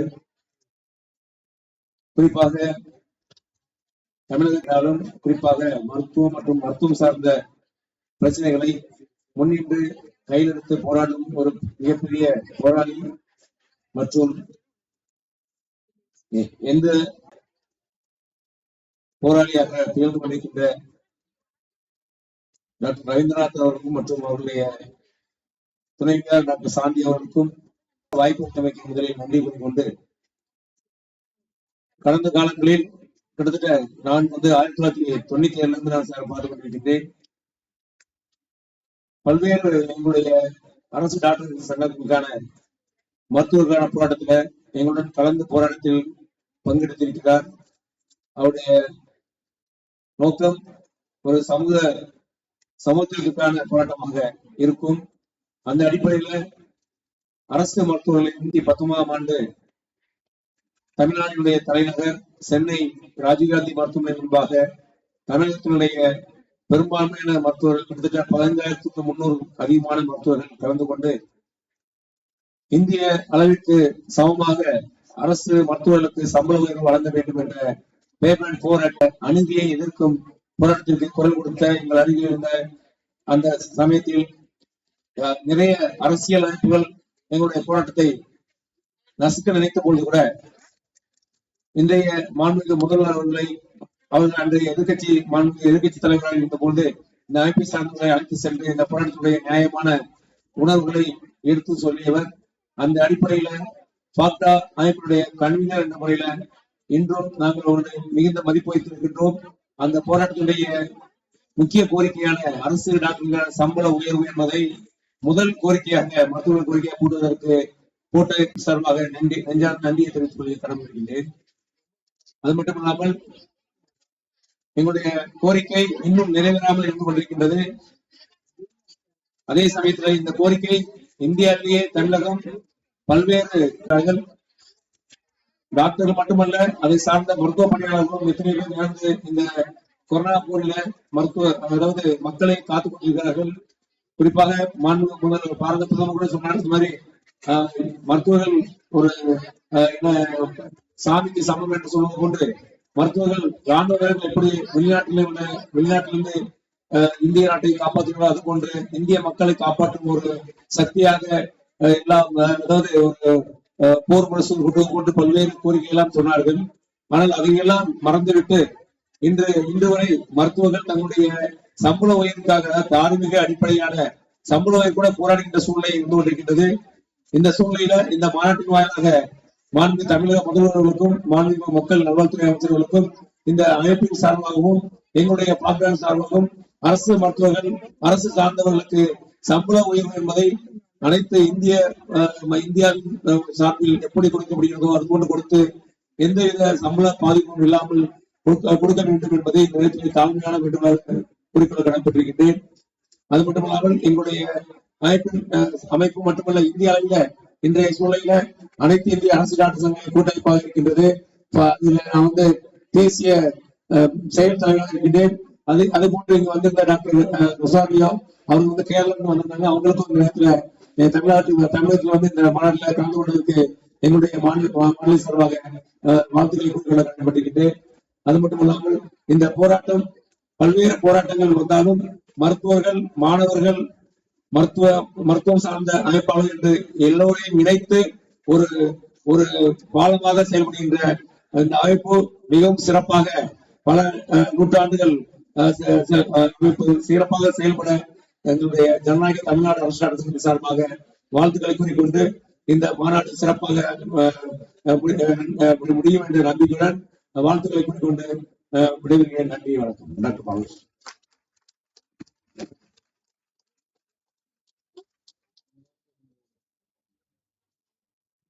டாக்டர் பாலகிருஷ்ணன் அவர்களுக்கு நன்றி. அடுத்ததாக SDPEA தலைவர் டாக்டர் சாமிநாதன் அவர்கள் வாழ்த்துரை வழங்குவார்.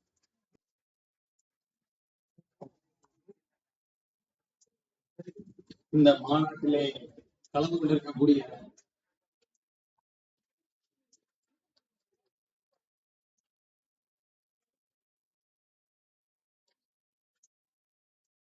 இந்த மாநாட்டிலே கலந்து கொண்டிருக்கக்கூடிய அனைவருக்கும் எனது வணக்கத்தினை தெரிவித்துக் கொள்கின்றேன்.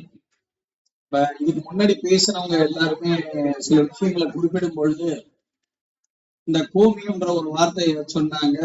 தட் இஸ் கவுஸ் யூரின் சொன்னாங்க. Urine for cow, for buffalo, for everything is nearly the same. அதுதான் உண்மை. அப்படி இருக்கும் பொழுது ட்ரீட்மெண்ட்டுக்கு கோமியத்தை சொல்லும் போது கூட மாடுகளினுடைய யூரின் சொல்லாம அதுலயும் ஒரு பாகுபாடை காட்டி பசுமாட்டுடைய யூரின் தான் எஃபெக்டிவ்னு சொன்னாங்கல்ல. அதுதான் அந்த சொல்லக்கூடிய இந்த இந்தியாவில் இருக்கக்கூடிய ஆட்சியாளர்களுடைய ஒரு வேறுபாடான ஒரு தத்துவம்.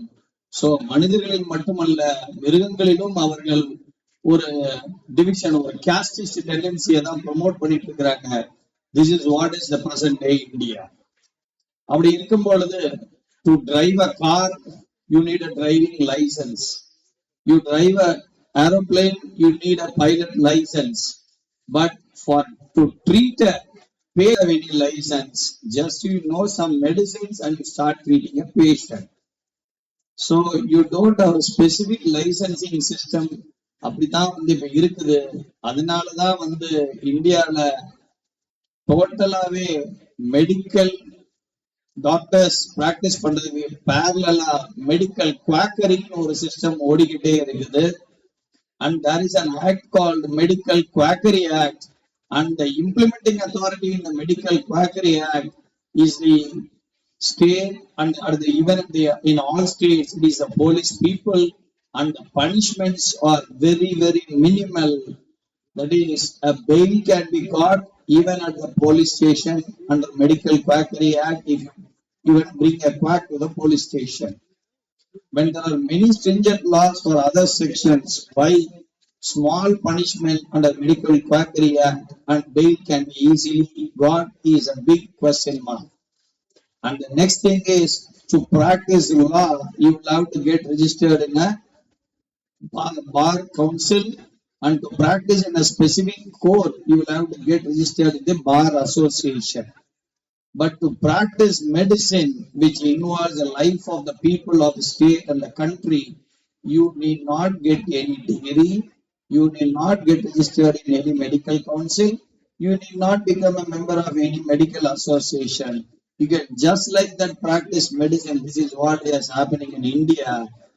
But now we are saying India is developing on the scientific platform, but it is going in the opposite direction in regressive scientific practices, unscientific practices, and that has been aggravated more in the last decade, nearly 10 years. How to come out of it is what everybody says is, you empower the common man to give him health free of cost by expanding these government health care. But what is actually happening is they are destroying the government health care directly and indirectly by bringing in private public partnership, and another indirect method is bringing in insurance claims at the government hospitals. So they are indirectly privatizing the government health sector. And when you reach this point, Tamil Nadu is a state which has been a role model state since the 1970s, when the Dravidian revolution took place and the present focused Dravidian model came into Tamil Nadu, and there was empowerment of the people, there was development of the health sector. Tamil Nadu is the state with the maximum number of government medical colleges, maximum number of government hospitals, maximum number of private health centers, with penetration deep into the rural pockets of Tamil Nadu. In spite of that, we happen to fight with these quacks, but we are able to curtail the activity of quacks to an extent.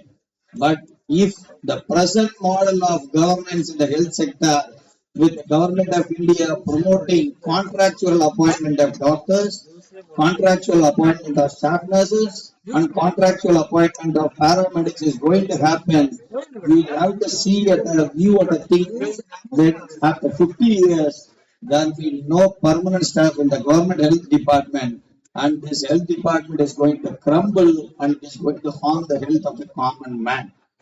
So the government of India and government of Tamil Nadu will have to empower the government health sector. ஏன் நான் சொல்றேன்னா, அரசு மருத்துவத்துறையில வேறு எந்த மாநிலத்திலும் இல்லாத அளவு உயர் சிறப்பு சிகிச்சைகள், மற்றபடி போஸ்ட் கிராஜுவேட்ஸ் எல்லாமே அதிகமா இருக்கக்கூடிய மாநிலமாக தமிழகம் திகழ்ந்து கொண்டிருக்கிறது என்றால் அதற்கு முக்கிய காரணம் அரசு மருத்துவமனையில் இருக்கக்கூடிய மருத்துவர்களுக்கான 50% சர்வீஸ் கோட்டா. அதே மாதிரி உயர் சிறப்பு மருத்துவ படிப்பிலும் தமிழகத்தில் மட்டும்தான் தேசிய அளவிலே 50% இடஒதுக்கீடு என்று இருந்து வருகிறது. அதனால்தான் உயர் சிறப்பு சிகிச்சைகளும் அரசு மருத்துவமனைகளில் கிடைத்துக் கொண்டிருக்கின்றது. இதை நிலைநாட்ட தமிழக அரசு தொடர்ந்து போராடி கொண்டிருக்கும் அதே தமிழக அரசு மருத்துவர் சங்கங்களும் போராடி கொண்டிருக்கின்றன. இதை நிலைநாட்டுவது என்பது தமிழக அரசு மருத்துவர்களுக்காக அல்ல, இந்த தமிழகத்தில் இருக்கக்கூடிய கடைகோடி ஏழை மருத்துவ மக்களுக்கான ஒரு நம்பிக்கையான ஒரு உயர்தரதான். அதனால் இந்த கலப்பு மருத்துவம் மிக்சோபதியை தடுத்து நிறுத்தினால்தான் அவர்கள் சொல்லக்கூடிய ஹோமியோபதியும் முன்னேறும், அவர்கள் சொல்லக்கூடிய ஆயுர்வேதமும் முன்னேறும், அவர்கள் சொல்லக்கூடிய சித்தாவும் முன்னேறும்.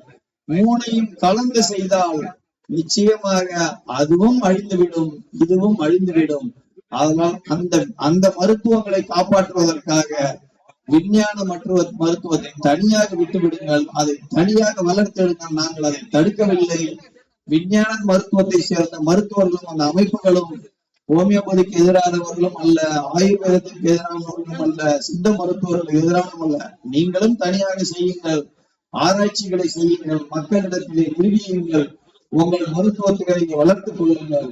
நாங்களும் தனியாக இருக்கின்றோம், எங்கள் மக்களை காப்பாற்றுகின்றோம் என்று கூறிக்கொண்டு வாய்ப்பளித்த டிஎஸ் அமைப்பிற்கு நன்றி கூறி விடைபெறுகின்றேன். நான் டாக்டர் சாமிநாதன், மாநில தலைவர், அரசு மருத்துவர்கள் மற்றும் பட்ட மேற்படிப்பு மற்றும் சங்கம். டாக்டர் சாமிநாதன் அவர்களுக்கு நன்றி. அடுத்ததாக TNMSA தலைவர் டாக்டர் அகிலன் அவர்கள் வாழ்த்து விடுகிறோம்.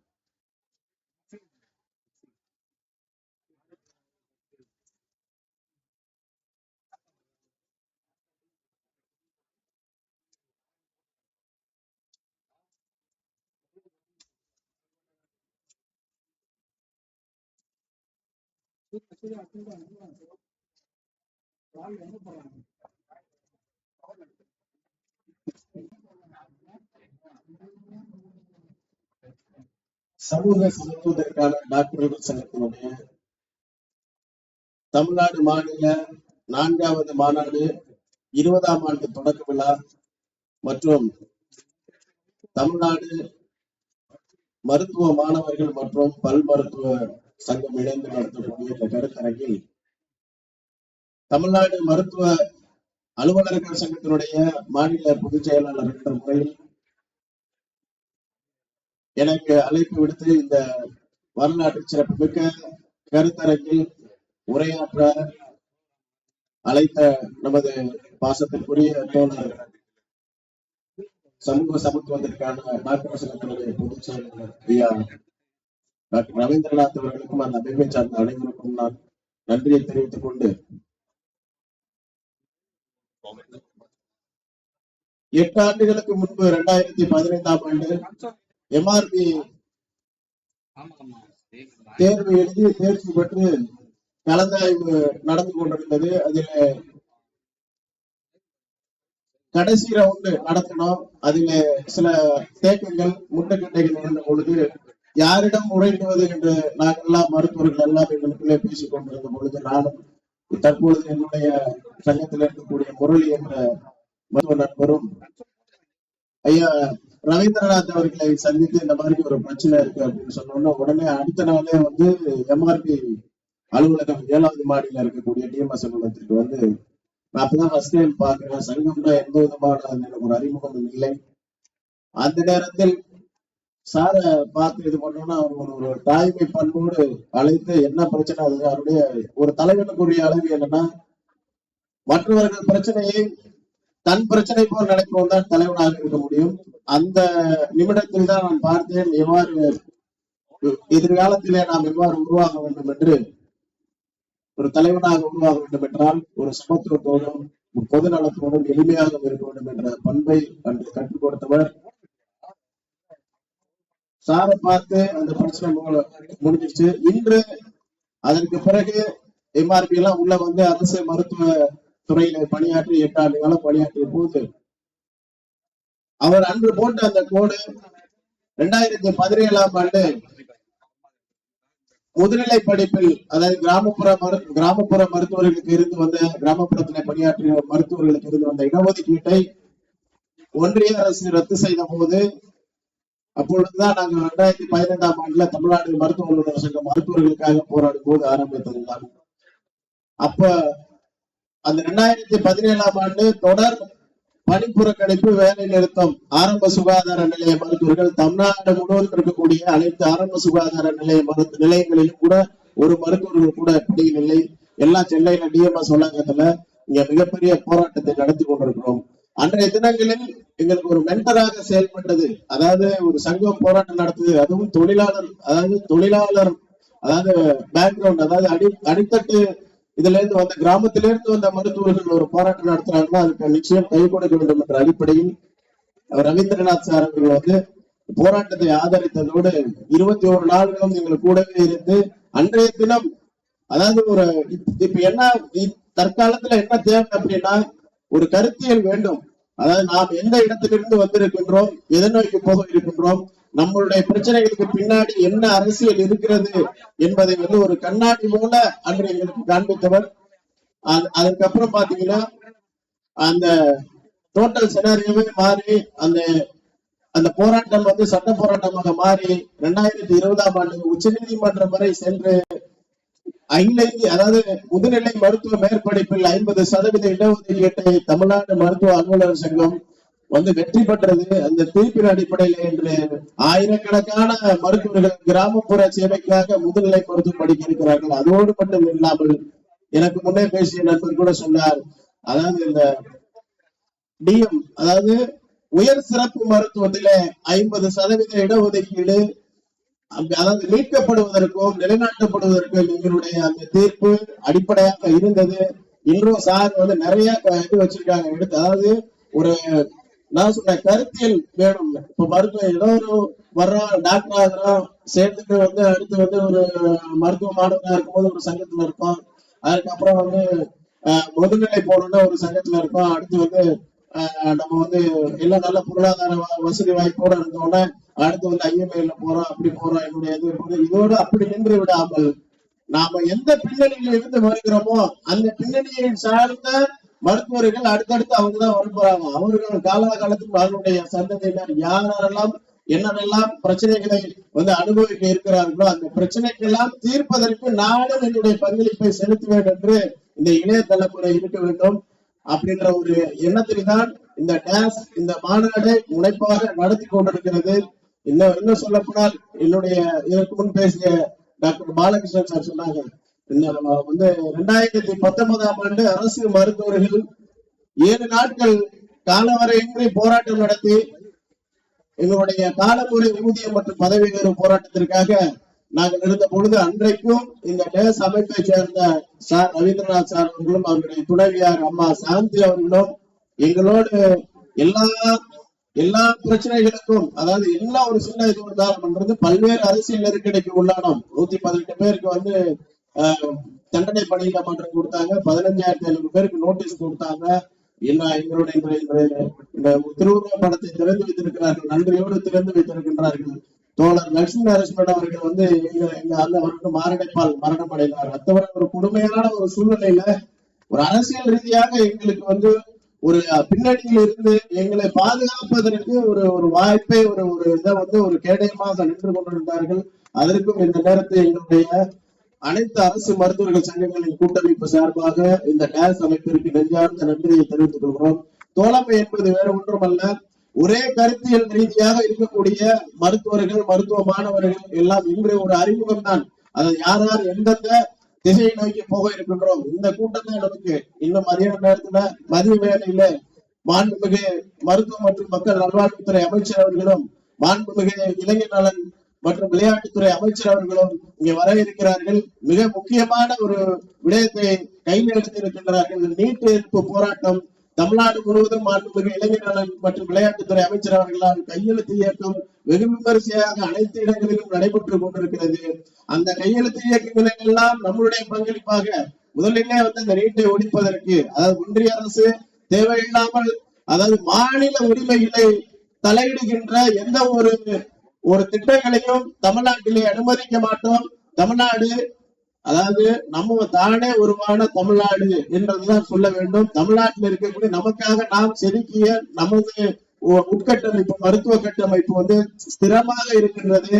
அதை மற்ற மாநிலங்களிலிருந்து அவர்களாம் இன்றைக்கு போட்டி போட்டுக் கொண்டு பார்க்கின்ற அளவில் நாம் இருக்கின்றோம். ஒன்றிய அரசு எந்த ஒரு தேவையற்ற திட்டங்களை, நீட், நெக்ஸ்ட் போன்ற தேர்வுகளை, மருத்துவ கட்டமைப்புகளை காலி செய்வதற்கான முயற்சி எடுத்தாலும் அதில் இணைந்து நம் இன்று அனைவரும் இங்க இருக்கக்கூடிய அனைத்து அமைப்புகளோடும் இணைந்து நின்று அதை நாம் முறியடிக்க வேண்டிய கட்டாயத்தில் இருக்கின்றோம். அந்த முயற்சிகளுக்கு தமிழ்நாடு மருத்துவ அலுவலர்கள் சங்கமும் நான் சார்ந்திருக்கின்ற அனைத்து அரசு மருத்துவர்கள் கூட்டமைப்பும் உறுதியாக நிற்கும் என்று இந்த நேரத்தில் தெரிவித்துக் கொண்டு வாய்ப்பளித்த அனைவருக்கும் நன்றி தெரிவித்து விடைபெறுகிறேன். நன்றி, வணக்கம். அடுத்ததாக அரசு மருத்துவர்களுக்கான சட்ட போராட்ட குழு தலைவர் டாக்டர் எஸ் பெருமாள் பிள்ளை அவர்கள் உரை நிகழ்த்துவார்.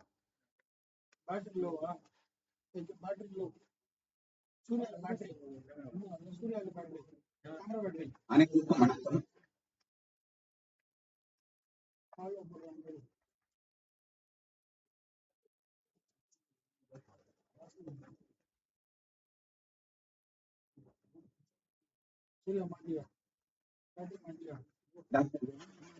சார்க்கு நான் முதற்கண் நன்றியை தெரிவித்துக் கொள்கிறேன். இந்த முக்கியமான மாநாட்டுக்கு என்னை அழைப்பதற்காக. டாக்டர் ரவீந்திரநாத் சார் பற்றி பேசுவதாக இருந்தால் நாள் முழுக்க பேசணும். இருப்பினும் ஒரு சில விஷயங்களை மட்டும் சொல்லிக் கொள்கிறேன். இன்று மருத்துவ மாணவன் முதல் மருத்துவர்கள் மட்டுமின்றி செவிலியர்கள், கிராம சுகாதார செவிலியர்கள், துப்புரவு தூய்மை பணியாளர்கள் உட்பட அனைவருக்காகவும் குரல் கொடுக்கும் நல்ல மனிதர், நல்ல மனிதநேயம் உள்ள மருத்துவர் தான் டாக்டர் ரவீந்திரநாத் சார். குறிப்பாக ஒரு சில விஷயங்களை மட்டும் நான் சொல்லிக் கொள்ள இருக்கின்றேன். 2019ஆம் ஆண்டு அரசு மருத்துவர்கள் போராட்டத்தின் போது உடனிருந்து முக்கிய பலமாக இருந்தது டாக்டர் ரவீந்திரநாத் சார். அது மட்டுமின்றி அதற்கு பிறகு நாங்கள் நடத்திய போராட்டங்கள், குறிப்பாக சட்ட போராட்ட குழு சார்பில் சேலம் மேட்டூரில் டாக்டர் லட்சுமி நரசிம்மன் கல்லறையில் சாகுவரை உண்ணாவிரதம் மேற்கொண்ட போது டாக்டர் ரவீந்திரநாத் மற்றும் டாக்டர் சாந்தி எங்கள் அருகில் அமர்ந்து எங்களுக்கு உறுதுணையாக இருந்தார்கள். அந்த நாட்களை எங்களால் நிச்சயமா மறக்கவே முடியாது. அதுபோல வள்ளுவர் கோட்டத்தில் நாங்கள் அரசு மருத்துவர்கள் குடும்பத்துடன் உண்ணாவிரதம் போராட்டம் நடத்திய போது டாக்டர் ரவீந்திரநாத் குடும்பத்துடன் எங்களுக்காக வீர உரை ஆற்றி எங்களுக்கு எழுச்சியை ஏற்படுத்தினார்கள். அதை நாங்கள் நிச்சயமாக மறக்க முடியாது. மேலும் டாக்டர் ரவீந்திரநாத் சார் பேசுறப்போ வெறும் கோரிக்கைகள் மட்டும் பேசுவதாக இருக்காது. சுகாதார துறைக்கு என்ன செய்ய வேண்டும், அதை இன்னும் வலுப்படுத்த என்ன செய்ய வேண்டும் என்ற வகையில் அரசுக்கு பல யோசனைகளையும் தெரிவிப்பார். குறிப்பாக இந்த மாநில அரசு நினைத்தால் அரசு மருத்துவமனைகளுக்கு விநியோகிக்கப்படும் மருந்து மாத்திரைகளை ஏன் தயாரிக்க முடியாது அப்படின்னு சொல்லிட்டு ஒரு பாராசிட்டமால் கூட தயாரிக்க முடியாதா இந்த அரசு என்று கேள்வி எழுப்பியது உண்மையிலே ஒரு மக்களுக்கு மட்டுமல்ல, அங்கு வந்திருந்தவங்க எல்லாமே ஒரு புது யோசனையாகத்தான் இருந்தது. அதே போல சாந்தி மேடம் போராட்டங்கள் அனைத்திற்கும் உறுதுணையாக இருப்பார்கள். குறிப்பாக அரசு மருத்துவர்களின் கோரிக்கையை தொலைக்காட்சிகள் நடத்தப்படும் விவாதங்களில் கலந்து கொண்டு பேசும்போது அழுத்தம் திருத்தமாக எங்களுக்காக, உரிமைகளுக்காக பேசுவார்கள். மேலும் மத்திய அரசு மருத்துவர்களுக்கு தரப்படும் அலவன்சஸ் குறித்து எங்களுக்கு தெளிவாக எடுத்துரைத்தார்கள். அந்த பேசிஸ்ல தான் நாங்க ஒரு கமிட்டி ரிப்போர்ட் தயார் பண்ணுவதற்கும் எங்களுக்கு அந்த உதவிகரமாக இருந்தார்கள். இங்கு மருத்துவ மாணவர்கள் திரளாக வந்திருந்த நிலையை பார்க்கின்றோம். மருத்துவ மாணவர்களை பொறுத்தவரையில் உங்களுக்கு தெரியும், கிரீம் லேயர் கடுமையான போட்டிக்கு முதலில் மருத்துவ மாணவர்கள் இருக்கின்றார்கள். மருத்துவ படிப்பில் சேரும் மாணவர்கள் தான் கடுமையான போட்டியை எதிர்கொண்டு வருகின்றார்கள்.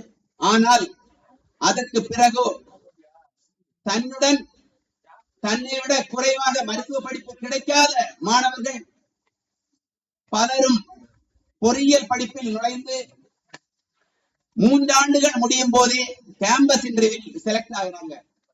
ஆனால் நாமளோ 5.5 ஆண்டுகள் முடித்துவிட்டு அதற்கு பிறகு மறுபடியும் வந்து பிஜி ஜாயின் பண்ணணும்னு அடுத்தும் தொடர்ந்து போட்டிகளை எதிர்கொள்ள வேண்டிய நிலையில் உள்ளோம்.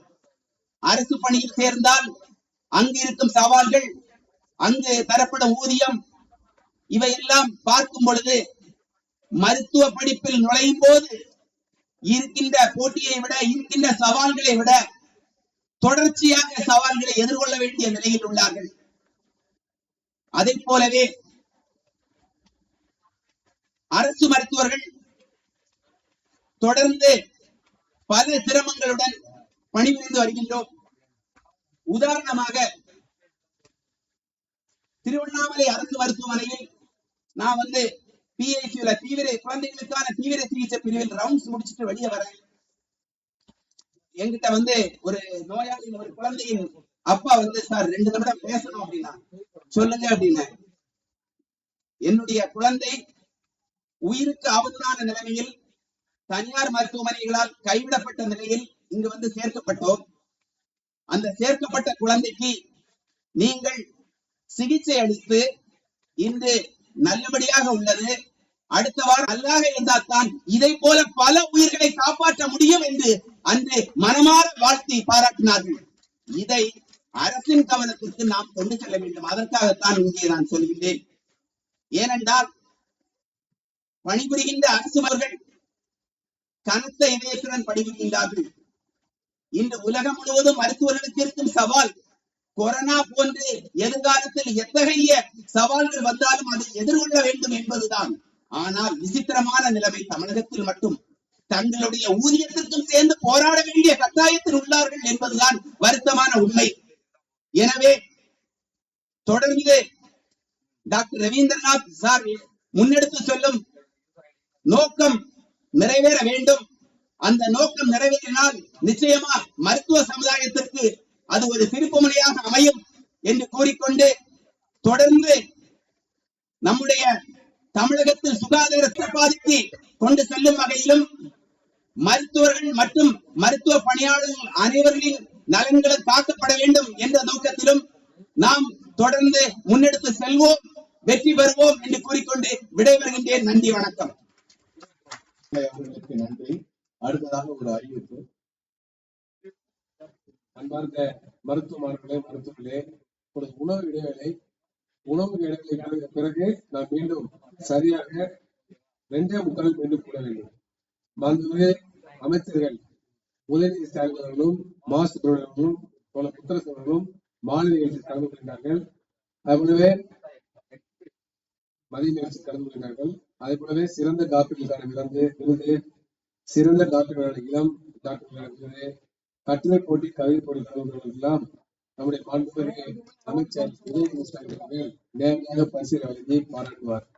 ஒரு நல்ல கணவர்களுக்கு உடல் வசதிகளான காரணமாக வர இயலவில்லை. எனவே ஒரு நல்ல கணவருக்கு பதிலாக நம்முடைய மாண்புமிகு அமைச்சர்